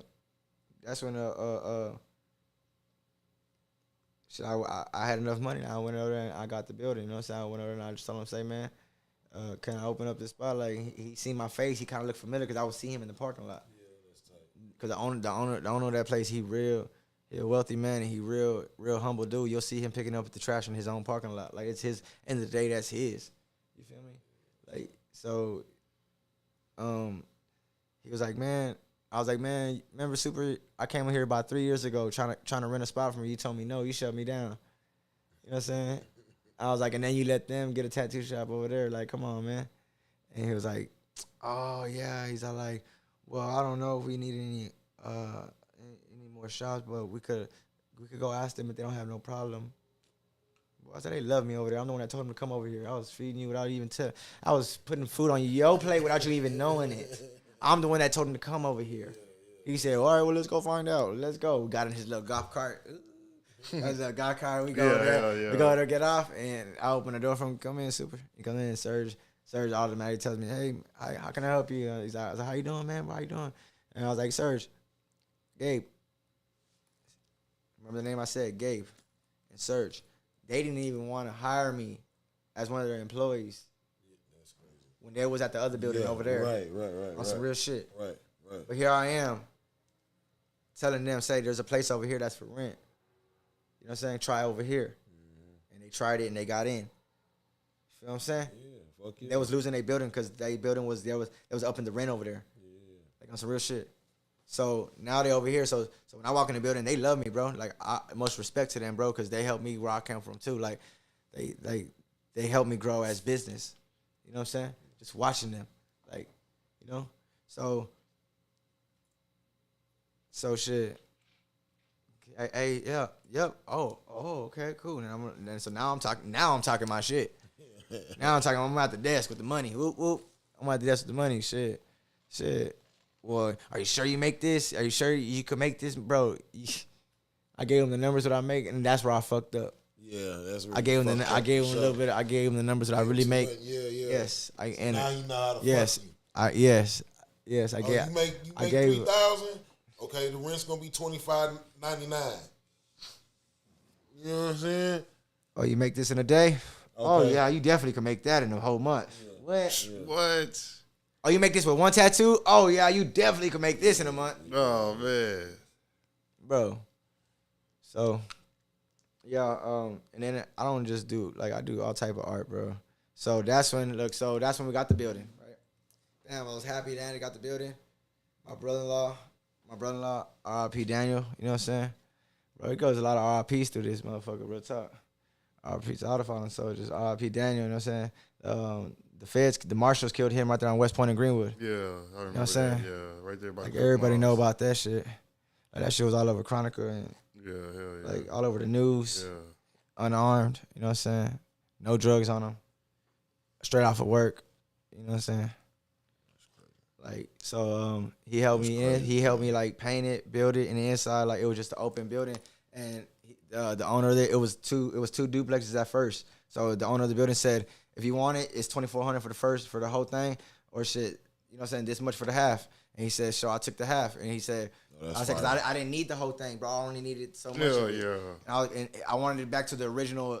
Yeah, hell yeah. Before they crashed it, it was just one. Yeah. You know what I'm saying? So I was like, man, we needed this. And so he's like, well, you built the wall. Shit. What? So check this out. That's crazy. Hey, check this out. That's crazy. But check this out. Say, listen, I went back to my roots, where I came from. You know what I'm saying?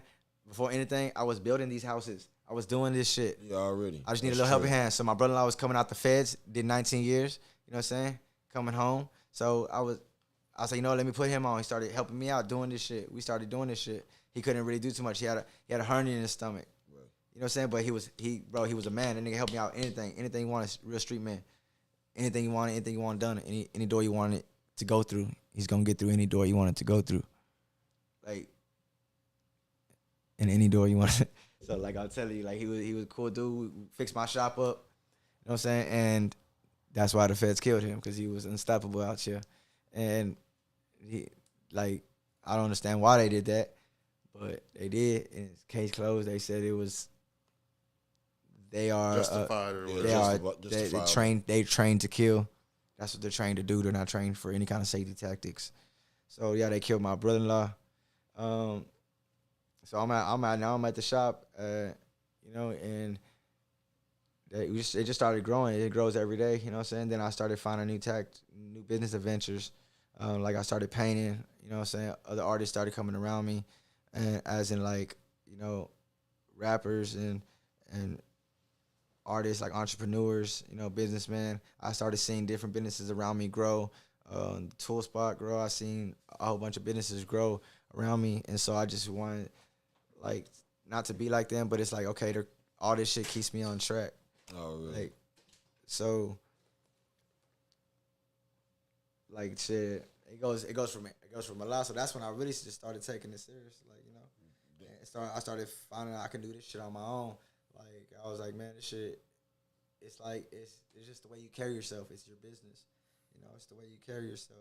And how long you had the building now? I've been having the building for like 4 years by myself. You know what I'm saying? 4 years by myself. Going on 4 years in June.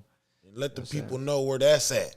4701 block. You know, they 4701 Airs. If you know, you know. If you don't, you don't. You know, it's not, you ain't invited type shit. You know what I'm saying? You are not invited type shit. So you really have exclusive, to. You can find me, you know what I'm saying? 4701 block Airs. That's where I'm gonna find. If you see me, you know what I'm saying? Talk to me. If you don't, you don't. You know, hit me in the inbox. You know what I'm saying? Hit me in the inbox. Let the people know all your ats, man, and where they can get at you. Man, you can get at me on Instagram at InkPlugg, INKPLU66. INKPLU66 on Instagram. You can find me on Facebook under PAULORTA. On shit and everything else, InkPlugg, INKPLU66. So what do you got planned for the future, man? Like, what do you got? Man, listen, we're doing a little bit of music right now. Like, we're doing a little bit of music. We're doing these music videos. I got a couple music videos coming up. I'm creating my own clothes, so like we kind of like where I've been, like it's just like a lot. I got artwork. Oh yeah, hold up, y'all little viewers, man. Listen, I want all y'all to share this right now because I got a surprise for y'all. I almost forgot this shit. Where King at? Where the fuck is King at? Where the fuck is King? I need everybody. I need some hearts in this bitch. I need everybody to drop some hearts. I got a real surprise. That nigga probably in the bathroom or something. King need to come out here. I got a real surprise. I forgot about this shit. I got a real surprise about it. It ain't this weed. It ain't none of this shit. I already know. I got a real surprise for y'all guys. I almost forgot about this shit. You know what I'm saying? We ain't gonna. I ain't forget. Break one of them loose leaves. I wanna light a blunt right quick. Yeah, I ain't forget. Yeah. I got a real surprise for y'all guys. You know what I'm saying? Real surprise for y'all guys on this live. You know what I'm saying? I need everybody to share this. You know what I'm saying? Because this is what I created. Hey, listen, I ain't gonna lie. I created something for y'all guys, and it took me. Shit, bro. If y'all didn't give me the energy, I swear to God. If y'all, man, I ain't gonna swear to God because it's bad to say that, but I promise y'all, bro. If y'all didn't give me the energy to do this, bro, I wouldn't have done it. And without y'all, without everybody who watching right now, without everybody who in this room right now, like for real, like everybody who in this room, without y'all to be pushing me to be better, to like welcome me here, I wouldn't have done it without y'all. The people who are on this podcast watching me on the Facebook Live, who I took time out the day, everything just to sit here and watch my stupid ass, you know what I'm saying, talk my little story, because I've been through some shit, like, you know, so, like, man, I made this within a day, and talk that talk. Like everything costs money. Y'all know that. You know what I'm saying? Yeah. Everything costs money. Yeah. Like I just smoked $200 in two of these little pre-rolls right here, bro. Like I smoked $100 in these pre-rolls. I smoked a $100 bill right there, like on some real shit. Here, right here. This is that trippy red shit. You know what I'm saying? That trippy red. You know what I'm saying? Make these pants, you know what I'm saying, from scratch. You feel me? You know what I'm saying? Mama taught me how to sew. You hear me? Yeah. Mama taught me how to sew, so I put that shit to use. Put that shit together. But, man, listen, I made this shit within a day. I'm finna roll this blunt right quick, and I'm finna go get it. It's gonna take me like 30 seconds to get it out the car. No, you good money. You know what I'm saying? It's gonna take me like 30 seconds to get out the car.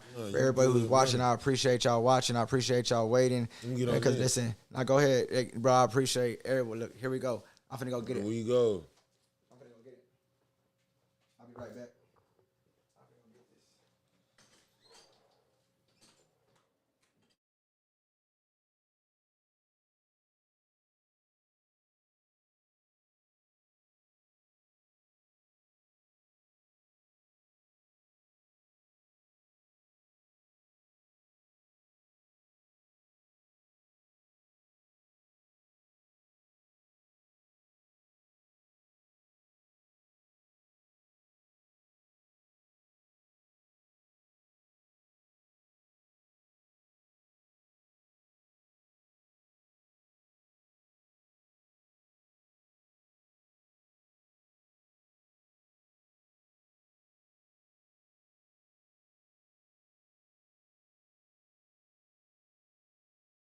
I'm saying?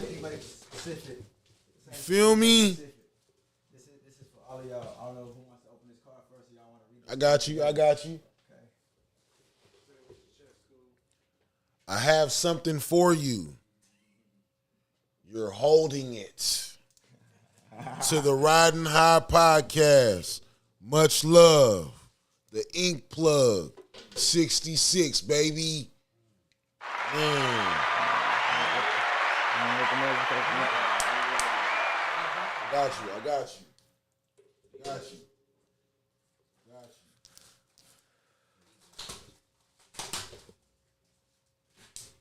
You got some scissors? There's some scissors right there. Look. Whoop. Whoop.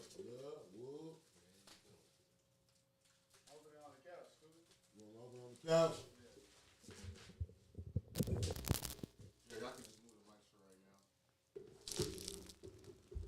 We're gonna do it like this.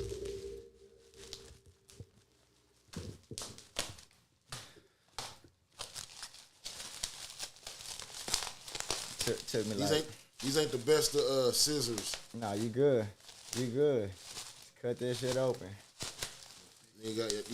Just cut the tape parts. Yeah, cut the tape I parts. was just gonna open that bitch up from the middle. Yeah, There it go. There it go.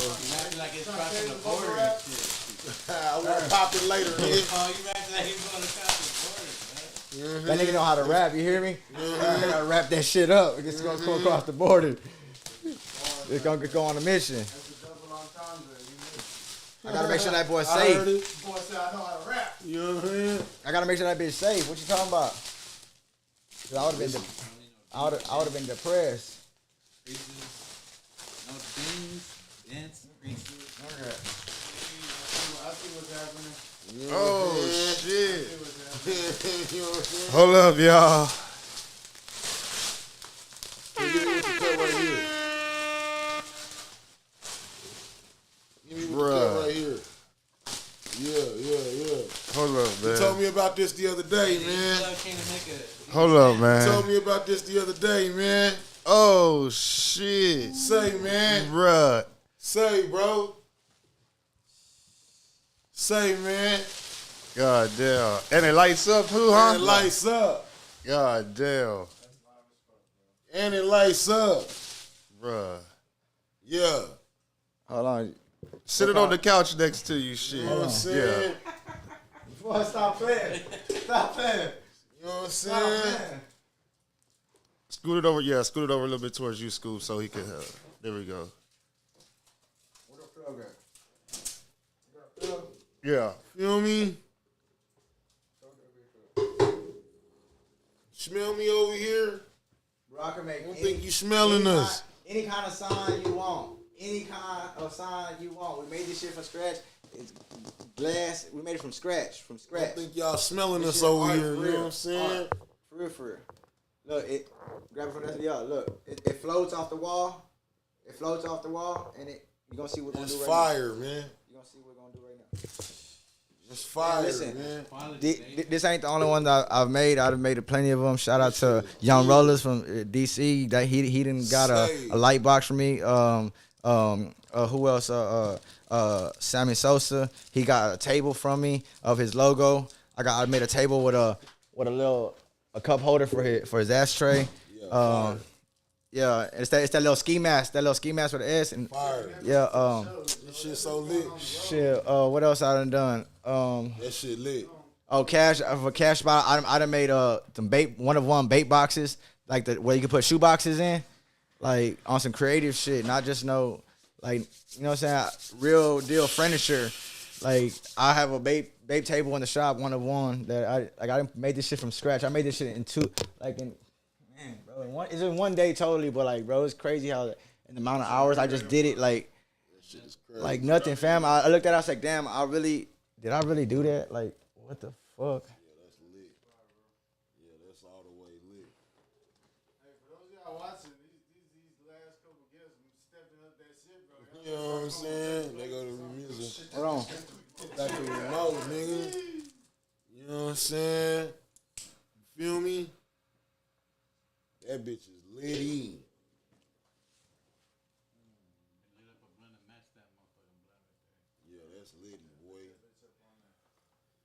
litty, boy. We'll post some good pictures whenever we get off. Yeah, that bitch is litty, boy. Yeah. Yeah, that bitch is litty. Put that white one on there. You got the white on there? Yeah, you gotta put it back on the cap. Put on the caps. Litty. You can see it's changing something back there. Yeah, because it's green. That's why. Damn, that motherfucker fly. Yeah, that bitch is lit. That bitch is lit. That's fire. Yeah, you outdid yourself with that one, bro. I was like, I had to bring it to y'all. I had to bring it to y'all just because, you know what I'm saying? Like, I do this shit. And it's nothing. It's nothing for me. Hey, we ride and highly appreciate that. Hey, we ride and highly appreciate that. You see what I did there, Free? It's like, it's just nothing to do. Like your rendition of it. It's the logo. That's it. That's exactly what it is. The logo. It's the logo. That's why I told King to send me the logo. I told King to send me the logo and shit, he sent it to me and I made a little flyer for the little podcast and then I was like, you know what, I gotta show my presence, show what I really could do. Like, this shit, not anybody could just do this, bro. Like, anybody can do it, but not just anybody could do it. You know what I'm saying? That bitch is lit. It's the logo. Like, what's the normal order time for somebody that's tuned in that wants to get their logo or something done like that? Like, what's the normal order time? 4 days, 5 days. That's live. 4 to 5 days. You know what I'm saying? 4 to 5 days. That's live. Nothing too major. Like, it depends the size. Oh, like shit. Shout out to the Vibe too. When the Vibe was there, they didn't. She didn't spend like shit a couple bands with me. I done made the cause doll. That's inside the Bridge Bar now. It's downtown at the Bridge Bar. Shout out to Bridge Bar. They got both they got some cause hands that I did holding some money, and them things are over like 8 feet tall piece. Yeah, those are like 8. Those are like 8x5s. Those are big. Yeah, the cause doll's bigger than me. Like, on some real shit. The cause doll bigger than me. Like, yeah, that's lit, bro. Yeah, so I like they supported me doing that too. And that's still up to today. Like, you can go to the Bridge Bar right now, and it's right before. It's right next to the stage. It's a big ass cause dog. He's cut in half. It's like he's dissected. He has his guts on one side and it's all black on the other side. Like, you know, and shit. And that took me. I ain't gonna lie. That took me like 2 to 3 days just because I was so locked in. There's sometimes when I'm locked in, I just be like this. I was locked in. I wasn't going nowhere until I finished. I knew the time limit I could finish. I knew what I was capable of doing. So it's like when I pushed myself to them limits, like I knew I had to come. I had to come hard. Like I had to. Like I was like, man. Tell the people one more time where the fuck they can get at you, man. Man, you can find me on Facebook at PAULORTA, or you can find me on all social media sites, INKPLU66, INKPLU66. And you could go on YouTube. I do have a little music video that I was played around with, but you know, we talk about some music in a little while too. So okay. Okay. Yeah. Yeah. Okay, so InkPlugg, you know, INKPLU66. You can find me at all.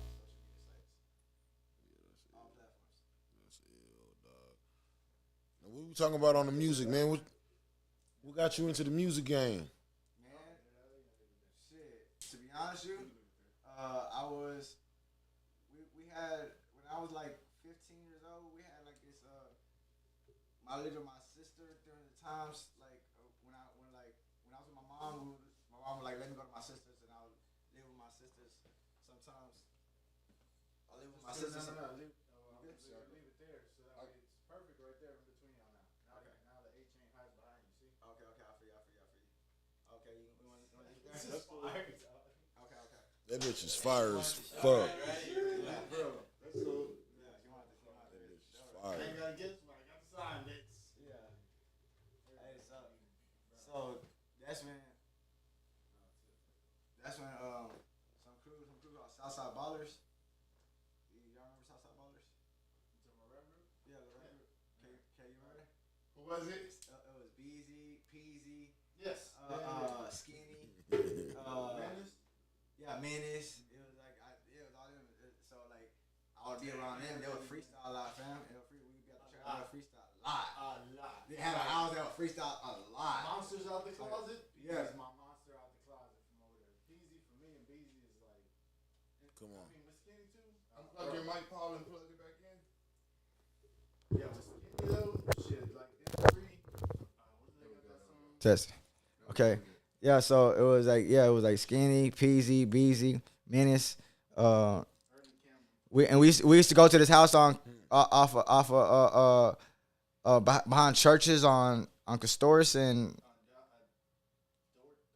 it was this dude's house who used to race. He used to race, but they had like a trap in the back.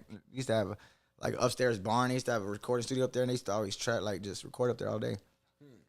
Freestyle. And then my sister laid on Morgan, so that's when that was like the first kind of like studio kind of thing that I got to like a close to thing to be studio. It was the closet. You know what I'm saying? He had a microphone like this, he had a sheet, and it was in my sister's house. You know what I'm saying? She let all the guys come over. I was like 15, 16, 17, some shit like that. And yes, and she had a little Lincoln. She used to let me drive the Lincoln. You know what I'm saying? Like real talk, pick up all the homeboys, come back around.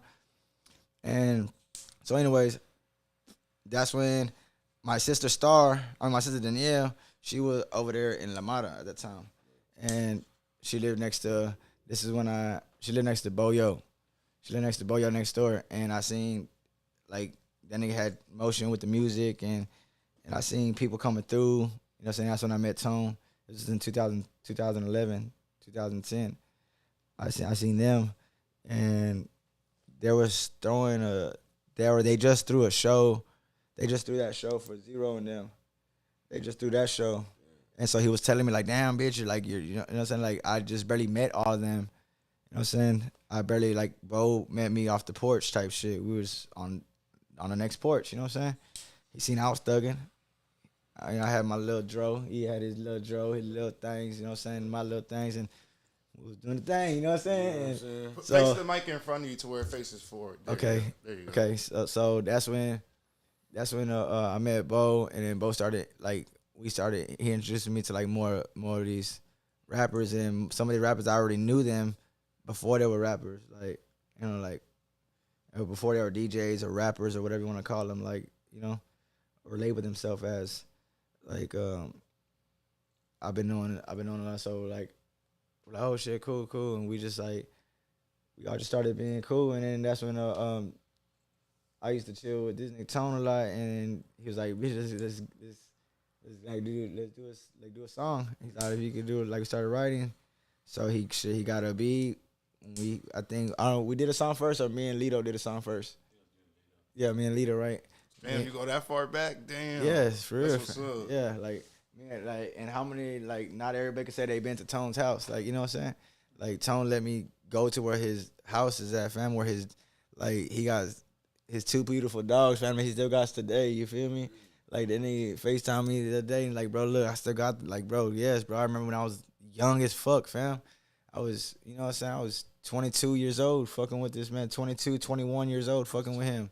You know what I'm saying? I'm 34 today, fam. It's 14 years later, we're like, you know what I'm saying?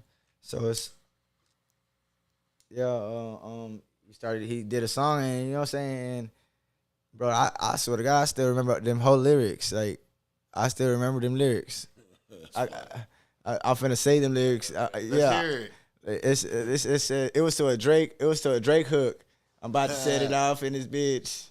Right? I'm about to set it off in this bitch. It says, I'm about to set it off in this bitch. I have Geico insurance, so I'm bound to rig. Cause I swing when I'm on the scene. Purple in my cup, so I'm on that lean. Chiefing with my eyes low, cause with mug on me.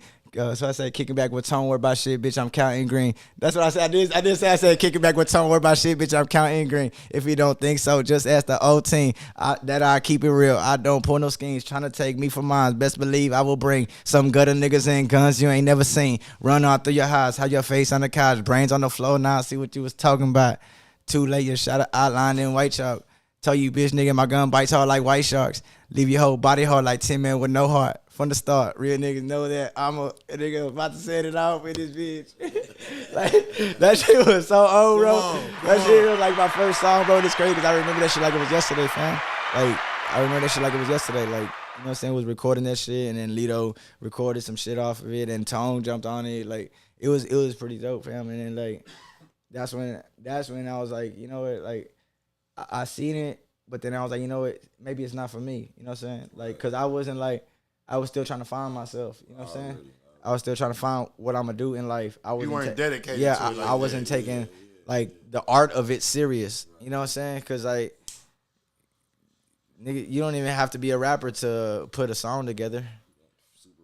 Like, you know what I'm saying? Like, most niggas don't write their lyrics, and that's cool. Cause like, you know what I'm saying? Shit, give me some lyrics, nigga. Make me, like, I already look good. I already look good. You hear me? I already look good. They saying AI writing all this shit. Exactly, like, you know, some real shit. Like, you know, what? They saying that AI was responsible for the Drake and the Kendrick beef, nigga. Like that they been using AI lyrics, nigga. Man, crazy. Shit, well, I heard a homie of mine who don't rap at all, freestyle, and yeah. And turn his voice into Tupac. I was like, damn, that sounds like something Tupac. Nah, I believe that because that's the AI does. That's what the AI is doing for you. But like, shit, nah. I just feel like, nah, I don't like that. That's a cheat code. At the end of the day, like it's a cheat code man. for you to sound like somebody, but you can't like. But you still play the game. No. I played that Contra and put it in there. No, you have live shit. Still play the game. I just feel like, okay, if you make some shit up and it sound like him, that's different. But you're fucking putting in the AI, I want to sound like this dude. Right. No, that's different. Like, cause I'm the cool. I didn't set some bars that other rappers say, and I'm like, damn, what the fuck? I didn't set that like in 2007. I just ain't recorded it. Like on some freestyle shit. I remember having that same feeling with Lil Wayne when he said, I'm the Herschel Walker of the game. And I remember saying that like 10 years before. Thank you. Like purple and yellow, mixing the purple and the yellow, and I calling it Kobe. Like that. Bro, hey, but shit, nah. But I didn't make it far with the little social media shit too. Like, I'll tell you a story after this about some shit like that. Yeah, let's pick back up on the music shit. So how long do you go on a hiatus after you do the song with Tone, and then you, like you say, you ain't really start back up for real? Yeah, how long I start back up for real when Muddy. When Muddy was in the studio, I was around Muddy a lot, and we was always on Carver, and he had the studio up, you know what I'm saying? And he started really introducing me to all these rappers, like real rappers, you know what I'm saying? Like, that were doing shit in the industry at a business tip, you know what I'm saying? Not just rapping, like, you know what I'm saying? And I'm seeing all the culture in Corpus too. Right. You know what I'm saying? And of course, I know a lot of these rappers that take their craft serious here in Corpus too, but I just didn't take them serious because I didn't know the business. Right. You know what I'm saying? I don't know what they doing, you know what I'm saying? Like, now I understand it, but at the end at the end of the day, I don't have to wake up or go to sleep at a certain time. I don't have to go to work. You feel me?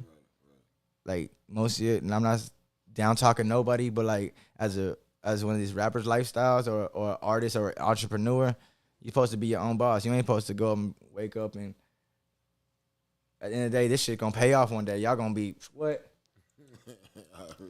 Cent on them boys. You know what I'm saying? Like on some real shit. Like it can happen, fam. It can happen, bro. Like, bro, when I came out in 2016, I had like no clothes, no shoes, no boxers, bro. Now I'm making clothes and shoes, custom shoes. I gotta have some custom shoes done for tomorrow for Mimi. Shout out Mimi for supporting what I do. Like I gotta do some shoes for her before tomorrow. They like 3/4 done. So I gotta wake up early in the morning and get that done for her too. Like I do shoes, clothes.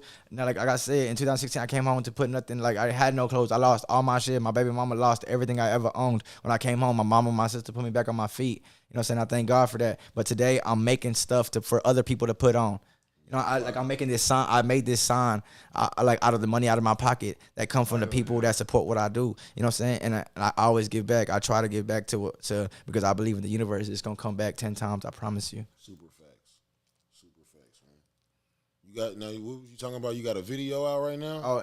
Well, that video's been out. It's been out for about a year now. Right. Was that the first one you dropped? Yeah, that's the first one I dropped. So let's talk about that one. Me and Mud Gang Lil E. You know what I'm saying?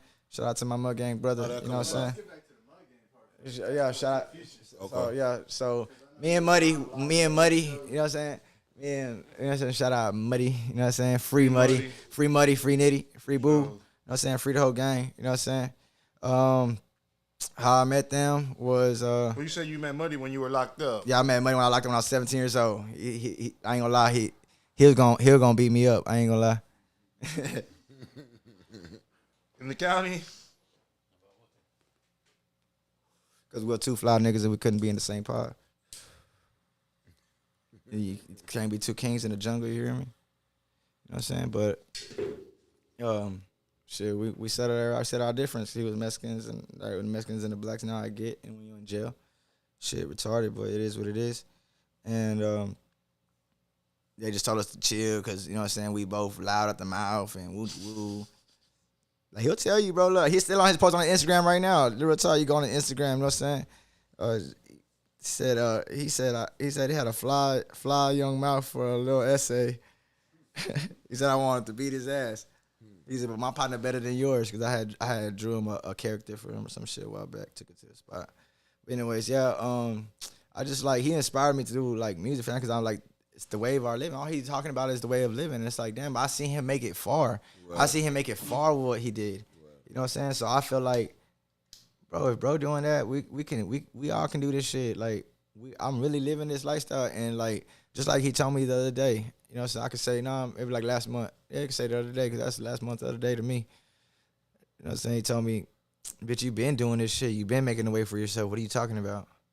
Like, he wasn't surprised that I was like, bro, I feel like I'm doing something. Like, you know, I'm out here, you know what I'm saying, making a name. People, like, I'm out here making a living, doing this shit. Like, I'm about to do this other music. I got like 4 songs. Like, I got like 5 songs right now, you know what I'm saying? Only 1 music video. I'm not, because I didn't really take it serious. But at the same time, like, I feel like I got a story to tell because I really came from nothing. Like, I got been jacked by my friends, you know what I'm saying? Like, that I thought were friends, which is understandable. It's cool. It is what it is. Like, you know, I'd been did over by my baby mama type shit. You know what I'm saying? Like, really been left out here. You know what I'm saying? And they thought the government thought I was going to make it. They thought I was going to have me in the system. They thought I was going to fuck up on them 6 years. They thought they was going to give me the 6 years and I was going to fuck up and on that shit or something and go back again. Like, they thought I was going to be a repeated offender, but I beat the system. Does Zero have any influence on your life? Because your life sounds like Zero. Like, Zero. what Zero rapped about? Like, that sound like that style. Not even like his rapping style, just like your homeboys jacked you know, your baby mama going to do it. Like, your shit sounds like all the Zero's raps. Your life sounds like all the shit Zero raps about. Yeah. Well, not really. Like, no, we didn't just. Zero was around, of course, because he was popping at that time. Yeah. But it wasn't no, like. But you know what I'm saying? That you relate to that shit? Like, a lot of shit that he was rapping about. Yeah, you could say something. Yeah. Already. Yeah, but I didn't just jam Zero. Already. You know what I'm saying? Right. Already. Like, at one point in time, like, I was a skateboarder, so I didn't even know what rap was. You feel me? I just knew what music was. Like, you know what I'm saying? Like, I would jam heavy metal and Metallica and fucking, like, Papa Roach and, like, for real, like, all type of fucking. I was just telling my girl the other day, like, what the fuck was the newspaper? Somebody's coming to House of Rock, Alien Ant Farm. I was like, bro, I used to listen to them when I was fucking young. What the fuck? Yeah. Like, on some real shit. Like, you know, so. That's crazy. I ain't even heard somebody say Alien Ant Farm in fucking 20 Exactly, years. Bro. They're coming to the House of Rock, bro. Like, they're coming to the House of Rock. Like, nah, bro. My lifestyle ain't fake. I wish it was, bro. My life, bro, I blood, sweat, and tears in my lifestyle, bro. Like, on some real shit. I didn't did time for somebody else's guns. Them guns weren't mine. I just did the right thing. You know? So it takes a real man to do that shit. Like, on some real shit. Like, check the paperwork. It's there. You know what I'm saying? They'll show you who's in the car with me and everything. Who signed the affidavit, and that was me. I signed the affidavit. Nobody in the car had knowledge of any of the guns in the car. And they all got away free. And back to that story, when I said I was locked up with one of the cellies the day that I signed the affidavit, I came back in that 12-man tank. This is for that comment because I don't know who it is either, and I really don't care. But at the end of the day, I'm telling my story and it's real. I was in the cell with the man. You know what I'm saying? I know his first name and his last name, but I ain't going to say it because I'm not no hoe-ass nigga because I could eat that up and I could take that. You know what I'm saying? It is what it is. It's already gone. You know what I'm saying? He didn't tell me, hey, bro, I appreciate you signing that for us, bro, so we can get away free. He didn't say, hey, bro, here, look out for you, my nigga, none of that. I got back to the cell block and he was gone. Damn. I promise that's how it'll be. I got back and they said, that nigga gone, bro. I said, where he at? They said, he gone, bro. As soon as you signed that, they opened him. He fucking called. Yes, but as soon as you signed them 6 years, I signed 6 years for 2 guns. ARP and a Glock 40 that was a stolen police edition out of San Antonio. Don't know how I got it, but I got it. Okay? It's on paperwork, like real shit. Like, so yes, I am very humble in a lot of ways, and I wish my life was like Zero's, because at least Zero is out there and, like, you know what I'm saying, he's doing his thing just like me. You know what I'm saying? I don't wish I was him. I salute that man, but at the same time, my life is not like this. I'm not saying. I'm just saying the shit that you were saying, like, it just sounded like a bunch of shit that that I used to listen to Zero rap about type shit back in the day. The baby mama drama, the fucking going to jail, in and out of jail all the time. Your homie's jacking you. It's real life. This is a Zero tape I'm listening to. It's real life. No, it's an InkPlugg tape you listening to. This is the InkPlugg tape you tipping to, you know what I'm saying? Like on some real shit. What music ventures you got coming for the future? Shit. Man, I do got three little songs that I'm working with. I'm working with D Soto right now. That's who I was working with a song lately. But I got a couple songs with a couple people. I just ain't really put them out there yet. You know what I'm saying? I really don't. It's just a lifestyle for me. It's just a lifestyle for me at the end of the day, because like it won't make money until it make money, you know. So of course you have to invest yourself at all times. So and you got to start somewhere. So and I don't really know about the business of rapping, because at the end of the day it's a business, and that's how I see it. Yeah, you know what I'm saying? Because like shit, if it's not a business, then it's my lifestyle. Because you know that's what I do. I wake up. I don't. Like, I'm going home today and I'm waking up on the beach, like, on some real shit. I'm waking up tomorrow on the beach. Like, I can see water when I wake up, like, on some real shit. And I, like, you feel me? That's ill, man. Like, so I just feel like I'm blessed today from where I come from. And I just feel like it's just a lifestyle for me. So if I feel like shooting a music video tomorrow, we're going to shoot a music video tomorrow. And I got some shit to talk, you know? I got a couple songs lined up. If I want to drop, next week, we drop next week. Like, you know, me and Tone was just talking the other day. He wanted to shoot a music video if I'm ready. Yeah, I'm ready. You know what I'm saying? I've been ready. For this, because it's just, oh, shit, can't overlook that. You know what I'm saying? Talking about being on TV. I've been in a movie, Family Hip Hop Christmas Part 2. Yeah. I done met Neo, Carrie Hilson, Cassie, Terrence J. Like, bro, listen, hold on, cuz, man, yeah, that too. Listen, I was in Houston in 2022, I believe. Yeah, 2022. I was in Houston. I was going on my tattoo adventure. I was gonna go to Wyoming actually to go to a tattoo convention, and trip was paid for and everything, bro. Like real talk, it was already ready paid for go to Wyoming to this tattoo convention, and so I was ready to go. And then my sister was all calling me, say, my sister Star, she called me, she's like, hey, I know this guy on Instagram, and like he wanted me to be an extra in a movie. It's like it's in Woo to Woo, and it's directed by Jamie Foxx. And I'm like, for real? Like what? We're in Houston, so I'm kind of believing her, man. Like we're in Houston. Right. Hold on. So I'm like, okay, cool. So I'm like, all right. So she's like, where you at? And I ain't gonna lie, I only took like $900 with me, because I wasn't supposed to go to spend no money. I was supposed to go make some money. You know what I'm saying? So I took $900 with me. I get there.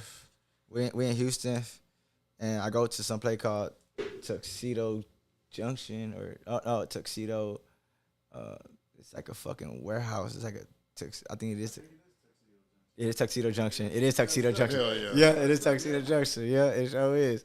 And when I went there, it was some live shit in there. I said, oh, yeah. I ended up spending like $400. I ended up spending like $400 on 2 suits, bro. Like on 2 suits, real talk.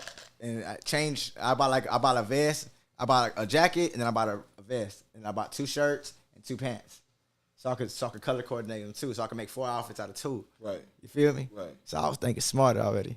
And if you just an extra in the movie, you have to start from your way from the bottom to the top. Yeah, super facts. Boy, I made my way in the door, you hear me? You know what I'm saying? I made my way all the way to where I'm sitting down doing this shit with all the celebrities. If you want to call it celebrity, then that's who I was at the time, because I was sitting down doing what I'm doing with you. Yeah. I shout out my boy Pig, you know what I'm saying, from 40 Block. I gave that nigga my phone. I gave Redman my phone, and he talking to Pig. He talking to my boy Pig, you know what I'm saying? My boy Pig like, damn, bitch, you a real nigga for that, bro. Like, you gave the Redman your phone, fam, to talk to me? Like, yeah, nigga, I did that because, nigga, I love y'all, nigga. Y'all from where I'm from, nigga. Like, what? Yeah. Like, we all come from the same city. Like, he's like, damn, bitch, you out there living for real. Yeah, Redman, me and Redman talking, you know what I'm saying, smoking a blunt. Gave him my phone, talked to Pig. I'm out there I'm telling my boys, that bitch, I'm out here living the life. Like, we in a fucking, probably like 10-acre land home, you know what I'm saying? Fucking. That's where the movie was being shot? It was a whole in set. Houston? Yes, it was a whole set, though. It was like, first we were in the buildings, and then the next day, it was a 3-day thing. The first was one day, and then I came back to the city for like a week.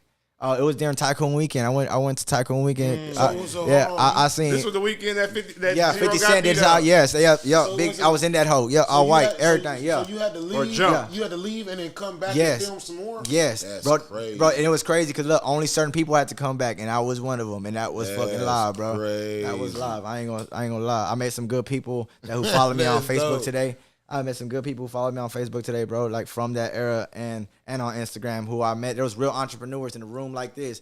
And they were all just like chopping it up, and they're all actors. They're all like either they're like stunt doubles or they're fucking they're extras. I was an extra, but I made my way all the way to the room where, because like they had this building, they had this building over here. They had this building over here where all the extras were at, and they had the big ass crib.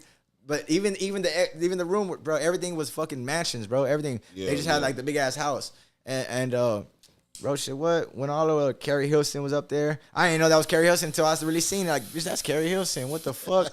She in a wedding dress. What the fuck? She played. What was the name of the movie? Family Hip Hop Christmas Part 2. You can find it on VH1. VH1. You gotta subscribe to it.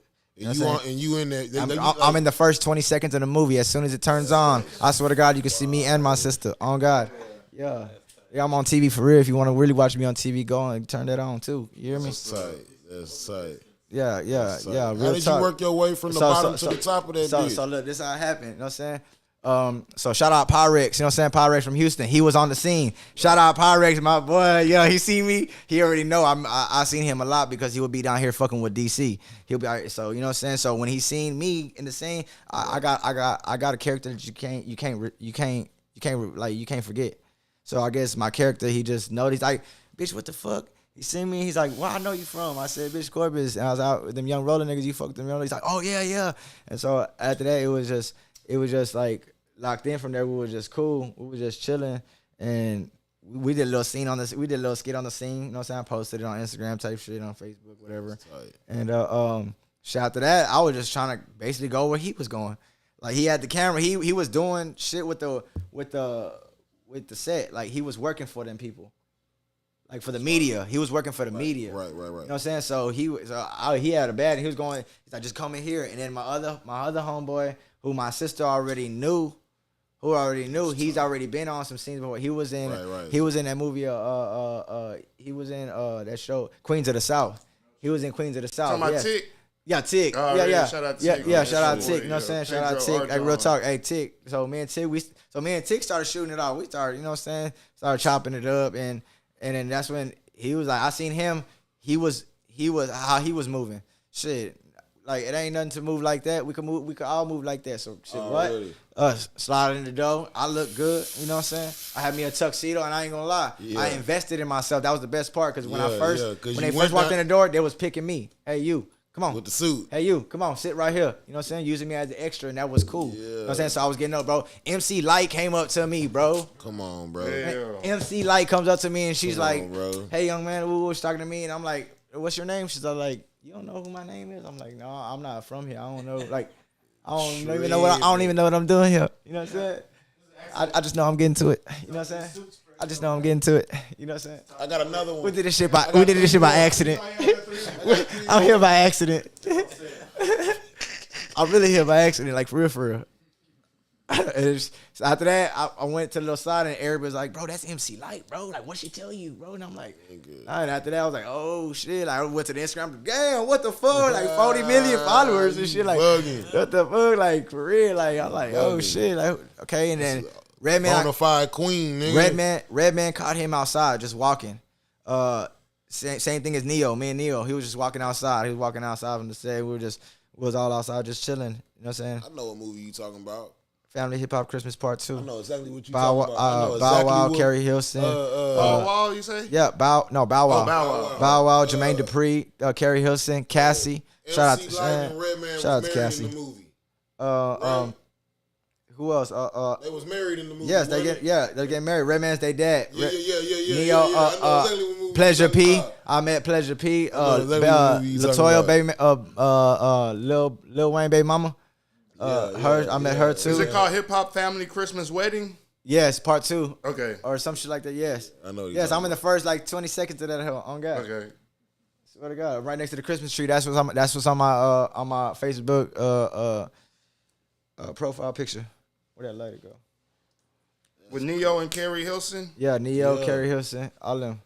It's like a damn near all-star cast and shit. Yeah, it's an all-star cast, nigga. I'm on that hell, on God, and I got to check out that hell. That's the best part. I didn't just get there for free and just get, and I didn't just take pictures with these niggas. You hear me? Is it this I one didn't right just here? take pictures with them. Yup, it's that one right there. I didn't just take pictures with them. We got paid for that. You know what I'm saying? Me and my sister. Comments, y'all. Me and my sister. The family got a check out of that. You know what I'm saying? Yeah, that's what's like up. real talk. A nice check. It was worth it more than my suit. I know that for them 2 days. Come on, already. You know what I'm saying? The suit got paid for first day off the rip. Yeah, that's a both the suits got paid for first day. I'm like, okay.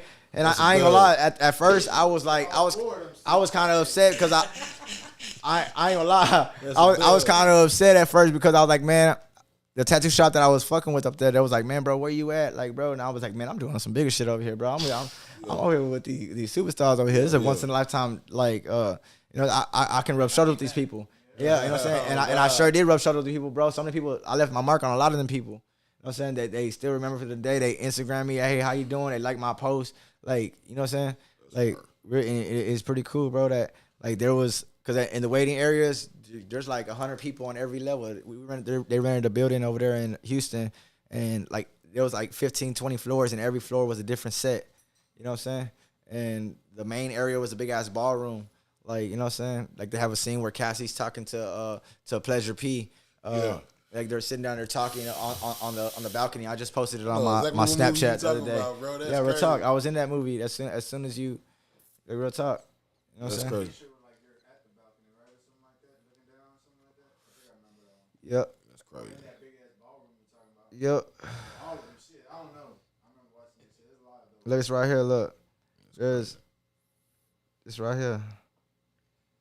Shit, it's right here. That was at the premiere. That's during the. This is during the shoot. This is like after the take. They did a great job. So they're like, they're congratulating. We're the crowd. Yeah, it's all behind the scene footage. It's all behind the scene footage. Like Neo and and it's crazy. Check this out. Check this out. Talking about like the Cassie and the Diddy and the Russell Simmons and like, bro, listen. I got a picture of Cassie right here and Vanessa Simmons chilling together. Like that shit. Real talk. Who, Russell Simmons? No, Vanessa Simmons. Oh, Russell Simmons' daughter. Yeah. Like, you know what I'm saying? Like she was in the picture. She was in the video in the movie too. Yeah, she was. You know what I'm saying? Cassie, Carrie Hilson, Vanessa crazy. Simmons. There's a whole bunch of stars. Redman, Neo, goddamn. Yeah. I'm gonna go back and watch that bitch tonight. Yeah, I'm right there. Like it was Terrence cool. J. Yeah, we got basically. I got paid just for being me, looking good, and I'm not even like doing nothing, just looking at. You know what I'm saying? The whole movie was shot in Houston, or just some of the parts? I'm not too sure. I'm not too sure because I know I went back. We went back for one part, and then we went back for the next part. We went back for the wedding part. I'm in the wedding part too, where they're actually getting married. You know what I'm saying? They don't show you. You can see me a little bit of my head, like the way I'm looking at you right now. You can see me, like that's how you can see me. You know what I'm saying? Like, you can see me, like just. It's like because there's a part where they say everybody look at the camera, like she goes, like she's surprised, so everybody has to look, like everybody has to pop their head out. So when like you know you probably if I can see the camera can see me. Yeah, that's how I feel. You know what I'm saying? And it's true. You can see the camera can see you. You know? Nah, that's fucking dope, man. So shit, and I sure was, and I was like, okay, cool. That was pretty cool at that time. And like I said, a lot of people were like, oh, you're from Corpus. Oh, you from Texas? There was a lot of people from all over the states, not just from Houston. Like, some people were there just to get a check, bro. Like, bro, like, so what are you doing here? I was just bored at home, just chilling. I'm like, bro, so you don't got nothing to offer? No, all right, I can't talk to you, bro. Go over here, talk to this other person. For real, like real talk. I'm like shit, and that's how. Once in a lifetime shot. I'm trying to take advantage. Bro, yes, we're everywhere, and so that's when it was during the feeding times, like during the offset times, like there'll be the stars would come over there, and then like how I got a picture with Cassie was on the set. She was walking in, and as soon as she saw me, we already locked eyes. I was like, hey, can I get a picture? She's like, yeah, go ahead. What's up? Ooh, she's already coming. Bodyguard. Oh, nah. She can't take no pictures. And she's like, oh, my bad. I'm sorry. And she left. I ain't gonna lie. She left. She had to do what the bodyguard said. They went inside. Damn. And I was like, this whole ass nigga, bro. And everybody's like, bro, you had her one-on-one by yourself. Like, you should have just recorded yourself. Like, you know what I'm saying? And I was like, nah. Like, so I left it alone. And then that's when Neo's coming out his set. Me and Neo start chopping it up. Yeah, in the movie, wasn't Neo trying to get Cassie? I'm not too sure. Yeah, I'm finna go back and rewatch that. I'm not too sure. I'm a movie nigga. No, Neo marries Carrie Hilson. Yeah, Hilson. Okay, that's who he. Okay, yeah, he married Carrie Hilson. That's what. There's something going on with the dad. Redman's the dad in the whole movie. You know what I'm saying? He's Carrie Hilson's dad. You know what I'm saying? Redman funny as fuck, bro. Yeah, he kept looking at me doing some crazy. He kept looking at every time he looked at me doing stupid faces. I swear to God, he funny as fuck. And yeah, but anyways, how Cassie, it was the end of the set. It was already the end of the set, and like that was right there when I was showing y'all. Like it was that, and then the lights turned on. It was after the ball. The lights turned on. Everybody's like, you know what I'm saying? She was just walking like a normal, like just like a normal person. So I asked her for a picture. She's like, "Oh yeah, nah, I got you. You was the, you know what I'm saying?" I was like, "Yeah, I got you." So I don't remember who took the picture. I don't know if my sister took it or somebody took it. I don't remember, but they snapped the picture of me and Cassie. And it was pretty cool. She was cool. She ain't really, you know what I'm saying? She's there to do her job. You know what I'm saying? Like anybody else is. Like that's what I was there for. You know what I'm saying? So what you saying is you want to fight Diddy? This nigga, I'll beat up Diddy. That girl ain't deserve that. I'll beat up Diddy. That's what you saying right now. You challenging Diddy to a one-on-one. Diddy don't want no smoke, bro. Diddy don't want no smoke, bro. You know what I'm saying? Man, listen, we gonna call them people on Diddy, and not them people in blue either. You know what I'm saying? Them real people, the one I called last time. You know what I'm saying? Like them people That gonna come get you, crazy, a whole army. Man. And he got a bona fide picture with her smiling and everything. Yeah, so they had a whole set at a mansion. Bro, mansion, bro. Like they had like trailers out there for the artists to ain't no trailers, houses. For them to chill in. Mansions, bro. You go upstairs, go to the room. We're downstairs, fam, just chilling. I'm like, I could walk up those stairs and go lay down with Carrie Hilson right now. That's crazy. Oh God, nigga, I seen them upstairs walking. That's when I knew. That's when I knew I was. Bro, I seen them find one of those stairs, bro. Like they all just walking upstairs. Like normal girl. I'm like, what the fuck? Like how the hell? Like she's in a wedding dress, but I'm not, I'm not like, bro. Listen, I'm not like intaking all this shit that I'm in like a fucking real movie, bro. I'm just like. Yeah. This is just life to me, fam. Like this is, I'm not saying I dreamed of this shit, but bro, like I know who I am. And sometimes I carry myself like that. And some people call it like, oh, he cocky or he arrogant. No, I just know who I am sometimes. I feel like I belong there at that point. You know what I'm saying? So, bro, I walked up the stairs, you know what I'm saying? Walking past Carrie Hilson like I didn't even know her, fam, because I didn't know her at that time. I didn't, fam. I swear to God. You know what I'm saying? I didn't even know. I didn't know her, fam. And they're like, bro, that's Carrie Hilson. That's the one that sings Turning Me On with Kanye West and New. I'm like, what? Hold on. Like, what? You tripping. Like, bro, what the fuck? Like, yes, bro, that's when it was blowing my mind when I was really like, oh, shit, bro, I'm here. So that's when, like, when we started eating, there was, like, a room, like, a big-ass fucking, nigga, it's as big as a school, nigga, like, really? 10 times a cafeteria, nigga, like, you know, like a fucking ballroom. A fucking ballroom, yes, bro, like, you know what I'm saying, it has wine and dining in, fam, you know what I'm saying, it has set up, they have a stage, they have, like, they gonna have a little rock band, they're gonna put on a show for the movie, they got the fucking cameras out and everything, like, what the fuck, so that's when they had only certain groups were going to go eat, right, and Tick was one of the servers. So he gets to see everybody on set. He gets to see everybody from start to finish. I said, boy, I'm finna go with my nigga over here. We twinning anyways. He got braids, I got braids. What's up? You know what I'm saying? Let's go. So I went over there. Shit, we was twinning. He was right there. I'm serving shit too. And the guy who was helping him was already like, that's his thing to do. So he just said, okay, y'all some helpers, cool. He sat back. He sat back and was like, all right, y'all can do it. You know what I'm saying? So shit, I started doing it, and then we started, people started coming through, and then that's when I started rubbing. Even the person that hired me was like, how the fuck did you get over here? Like, get over here. Hey, you know what I did? Swear to God, I had some gum, and she was looking for some gum, fam. She was looking for some gum. I said, here, you can have this whole pack. I found the stash. She goes, you found the stash? I said, yup. Tick, show me where it's at. Bro, everything, Gatorades, candy, peanuts, Mentos, like everything that you wanted as an artist or as an entrepreneur or as a movie star that you wanted was there in this fucking room, bro. Like a store.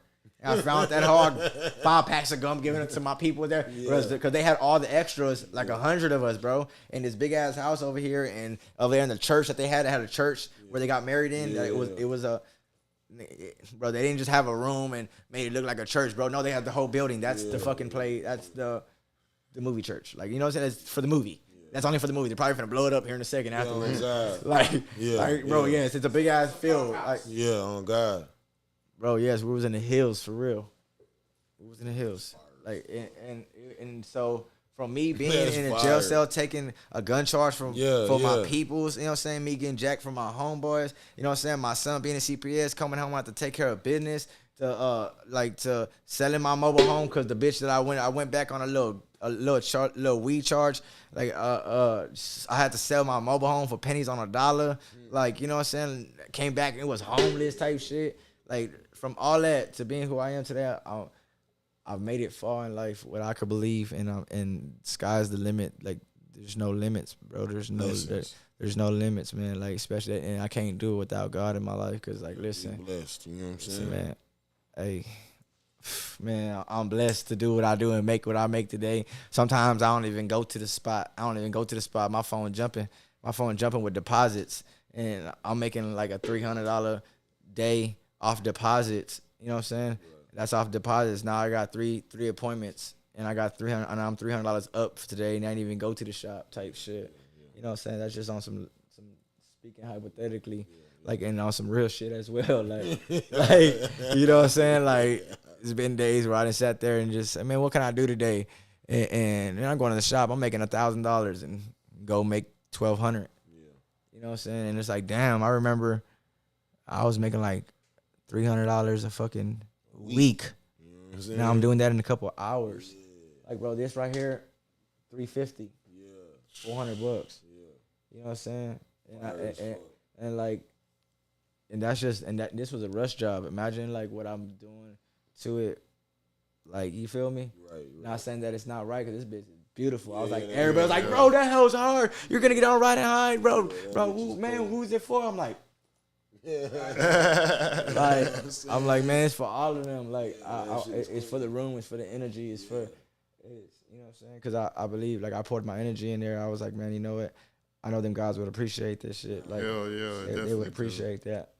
So, like, yeah, man. Like, so, like, that movie was live. It was pretty cool. It made me feel better about, like, life in general. Like, man, there is hope. There's a light at the end of the tunnel. Sure. You know what I'm saying? Because, like, I feel like yesterday I was down them dark roads and I was in jail and nobody cared about me. Like, I can't say that nobody cared about me, because life goes on even when you in jail. Like, you know what I'm saying? Right. And I didn't get no letters from my homeboys. I didn't get no commissary from nobody. You know what I'm saying? Mama made sure I was straight. You know what I'm saying? Without her, I wouldn't have been sank, but I would have stayed afloat. But she kept me afloat.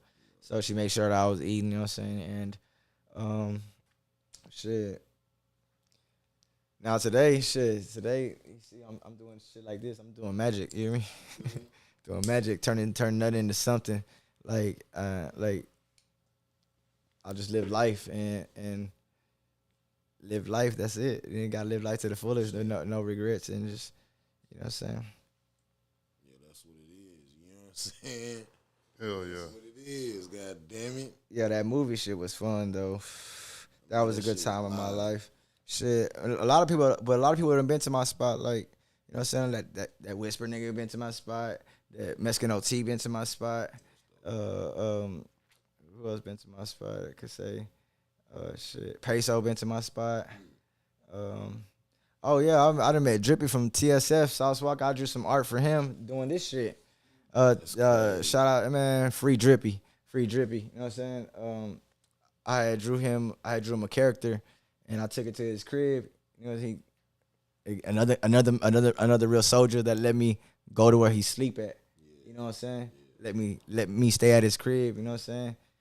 We did a little cameo in there. I got everything. I got so much of tapes. That's why Muddy always get mad at me. Bitch, send me everything. But I don't like posting too much on the internet or like, cause it's just like, you know what I'm saying? Nah, you know how this shit go.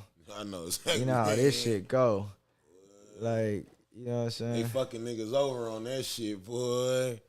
Shit, Boo. I got a drop of Boo when I first met Boo. I met Boo in 2019. I've been rocking with him for 5 years strong now. Free Bugatti Casino. That nigga too. That nigga he started getting I did all his face tattoos. All his Muddy. I did all the Muddy tattoos. You know what I'm saying? Drake Nitty. I did some of Drake Nitty's. Oh, I did Drake Nitty's face tattoos. Like I marked them over with the Bugatti Ferrari and the Muddy Casino on them. Like they all locked each other in type shit. You know what I'm saying? My favorite Mud Gang song? You could split them if you want, like a Muddy one, Nitty one. Yeah, because then we're going to get on to the real question. Graduate. No. It probably have to be graduated. Graduated because he tells a real story. Yeah. And Nitty, when they back to back.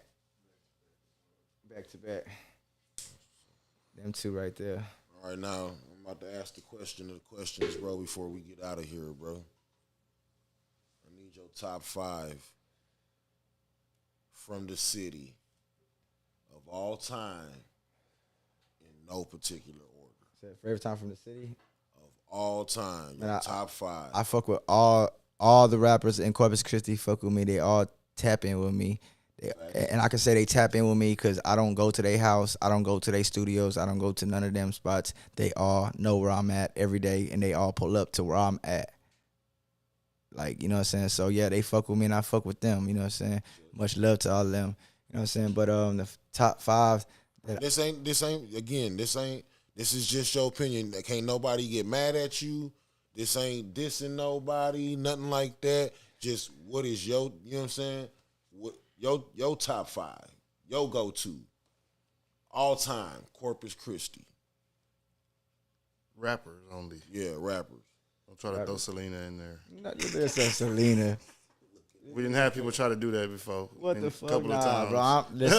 Listen, I'm tapped in the rap scene today, bro. Like, you know what I'm saying? Like, bro, people know who I am when I walk on the scene everywhere I go. Facts. So, it just, man.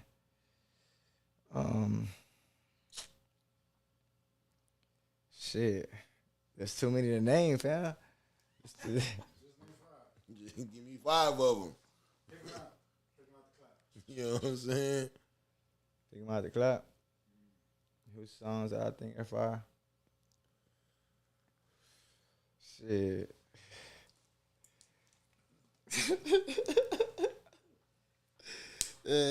Listen.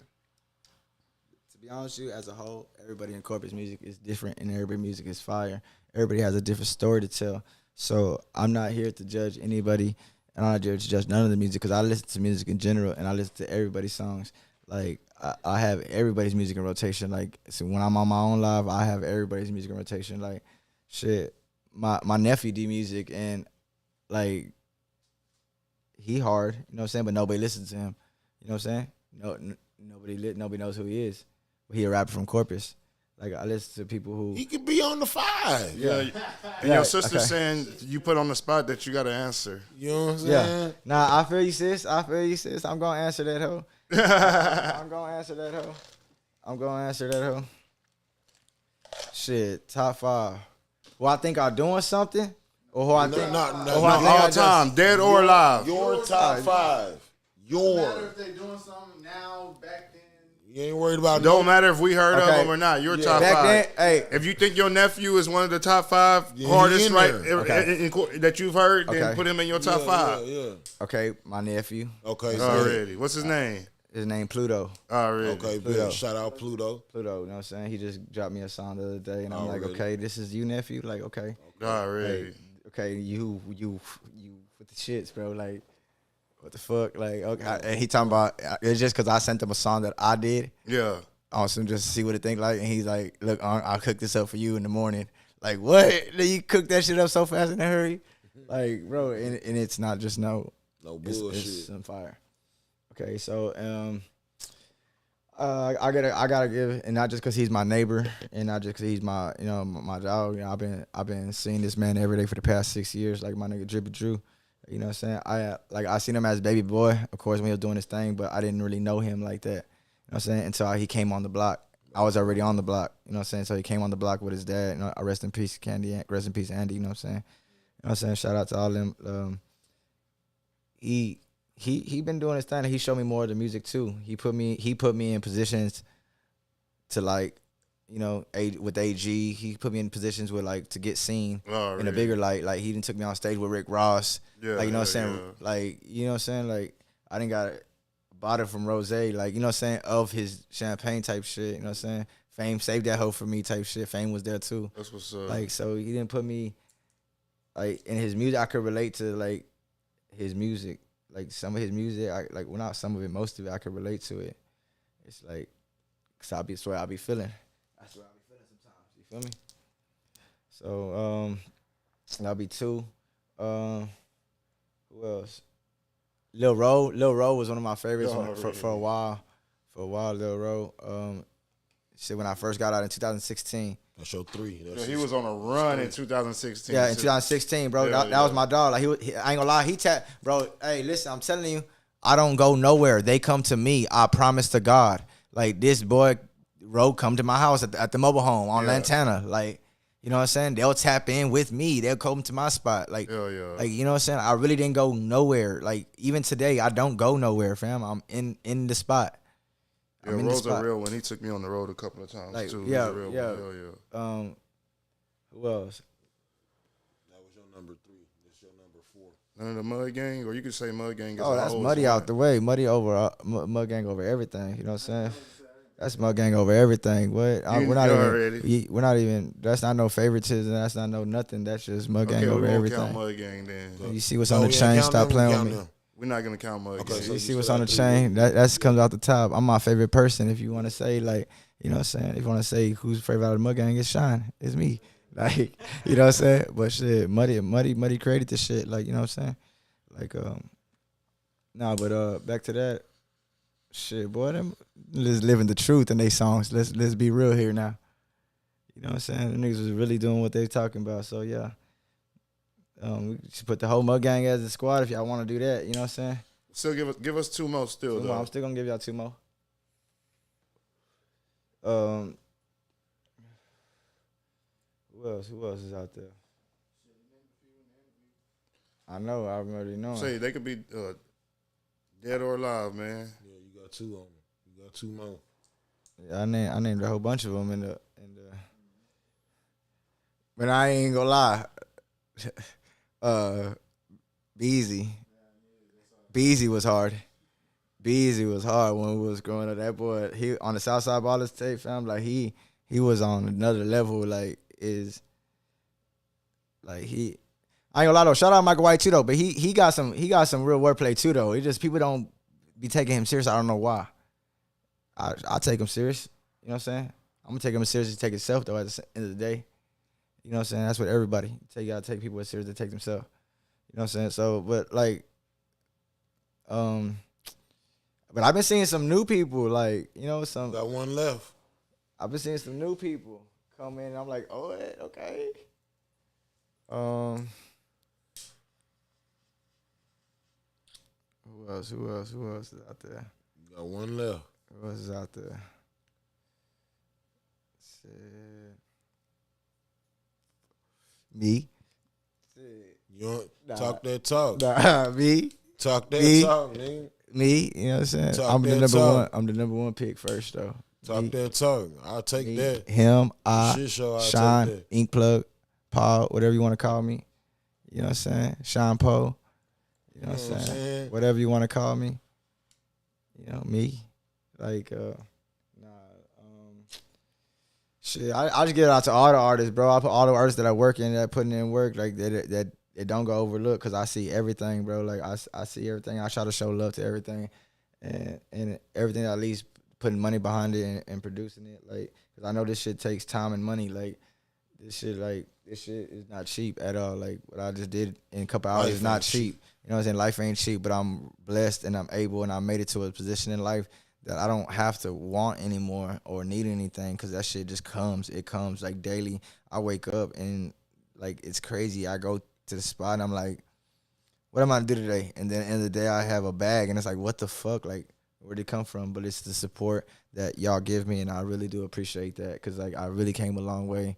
I came from nothing. Like I really come from nothing. Like I'm trying to break the cycle of life with my family so we can have business owners in my family. Just. Like, you know what I'm saying? Like, because nobody had a business. Everybody was always working. My mom had 3 jobs, you know what I'm saying? Make sure we had food on the table.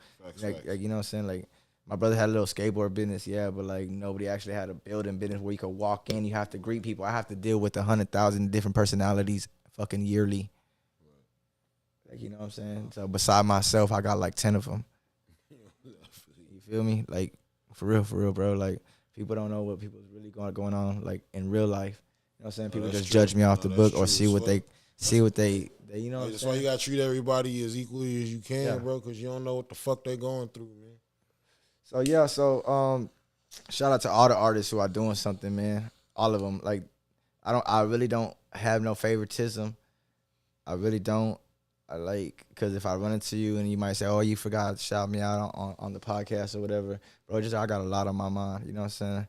I'm in the middle of getting a new crib right now. I just got a new crib, you know, and I'm in the middle of, you know, opening up the spot. I'm in the middle of, you know, there's a lot of artists that I do work for. If you real life shit, but I salute everybody. Somebody out, bro, they will be strong, my guy. I salute everybody. They will be strong, my nigga. Everybody who I fuck with, like for real in real life, who gonna stop at the shop and check on me, because there is a couple guys who stop at the shop, like just to check on you. They check on me to make sure I'm in position to do what I'm supposed to be doing. Like, are you good, my nigga? You stable?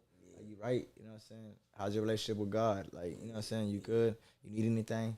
Like, real talk, fam. Like, and you know what I'm saying? That was cool. Like, you know what I'm saying? Like, and Andy was one of them on the block. He was one of them I looked up to on the block because he opened up one business and the next business. Then, you know what I'm saying? Like, and quick within. So I saw him turn nothing into something quick, and I was already on the block for like a year already or 2. And I'm like, damn, I seen him surpass me, and I'm like, hold on, bro. Like, what are you doing that I'm not doing? But now I'm seeing, now my eyes are open, bro.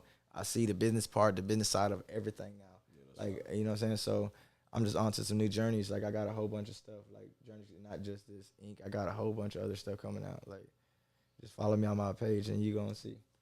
You know what I'm saying? You gonna see what I got in the works. You know what I'm saying? Hey, man, y'all know what it is. Another one, y'all. Another one. No DJ Khaled. I appreciate you for coming through, my guy. You already know, man. It's been another episode of Off the Kush podcast presented by Riding High. I'm not gonna say it. You know what I'm saying? And we out. Yeah.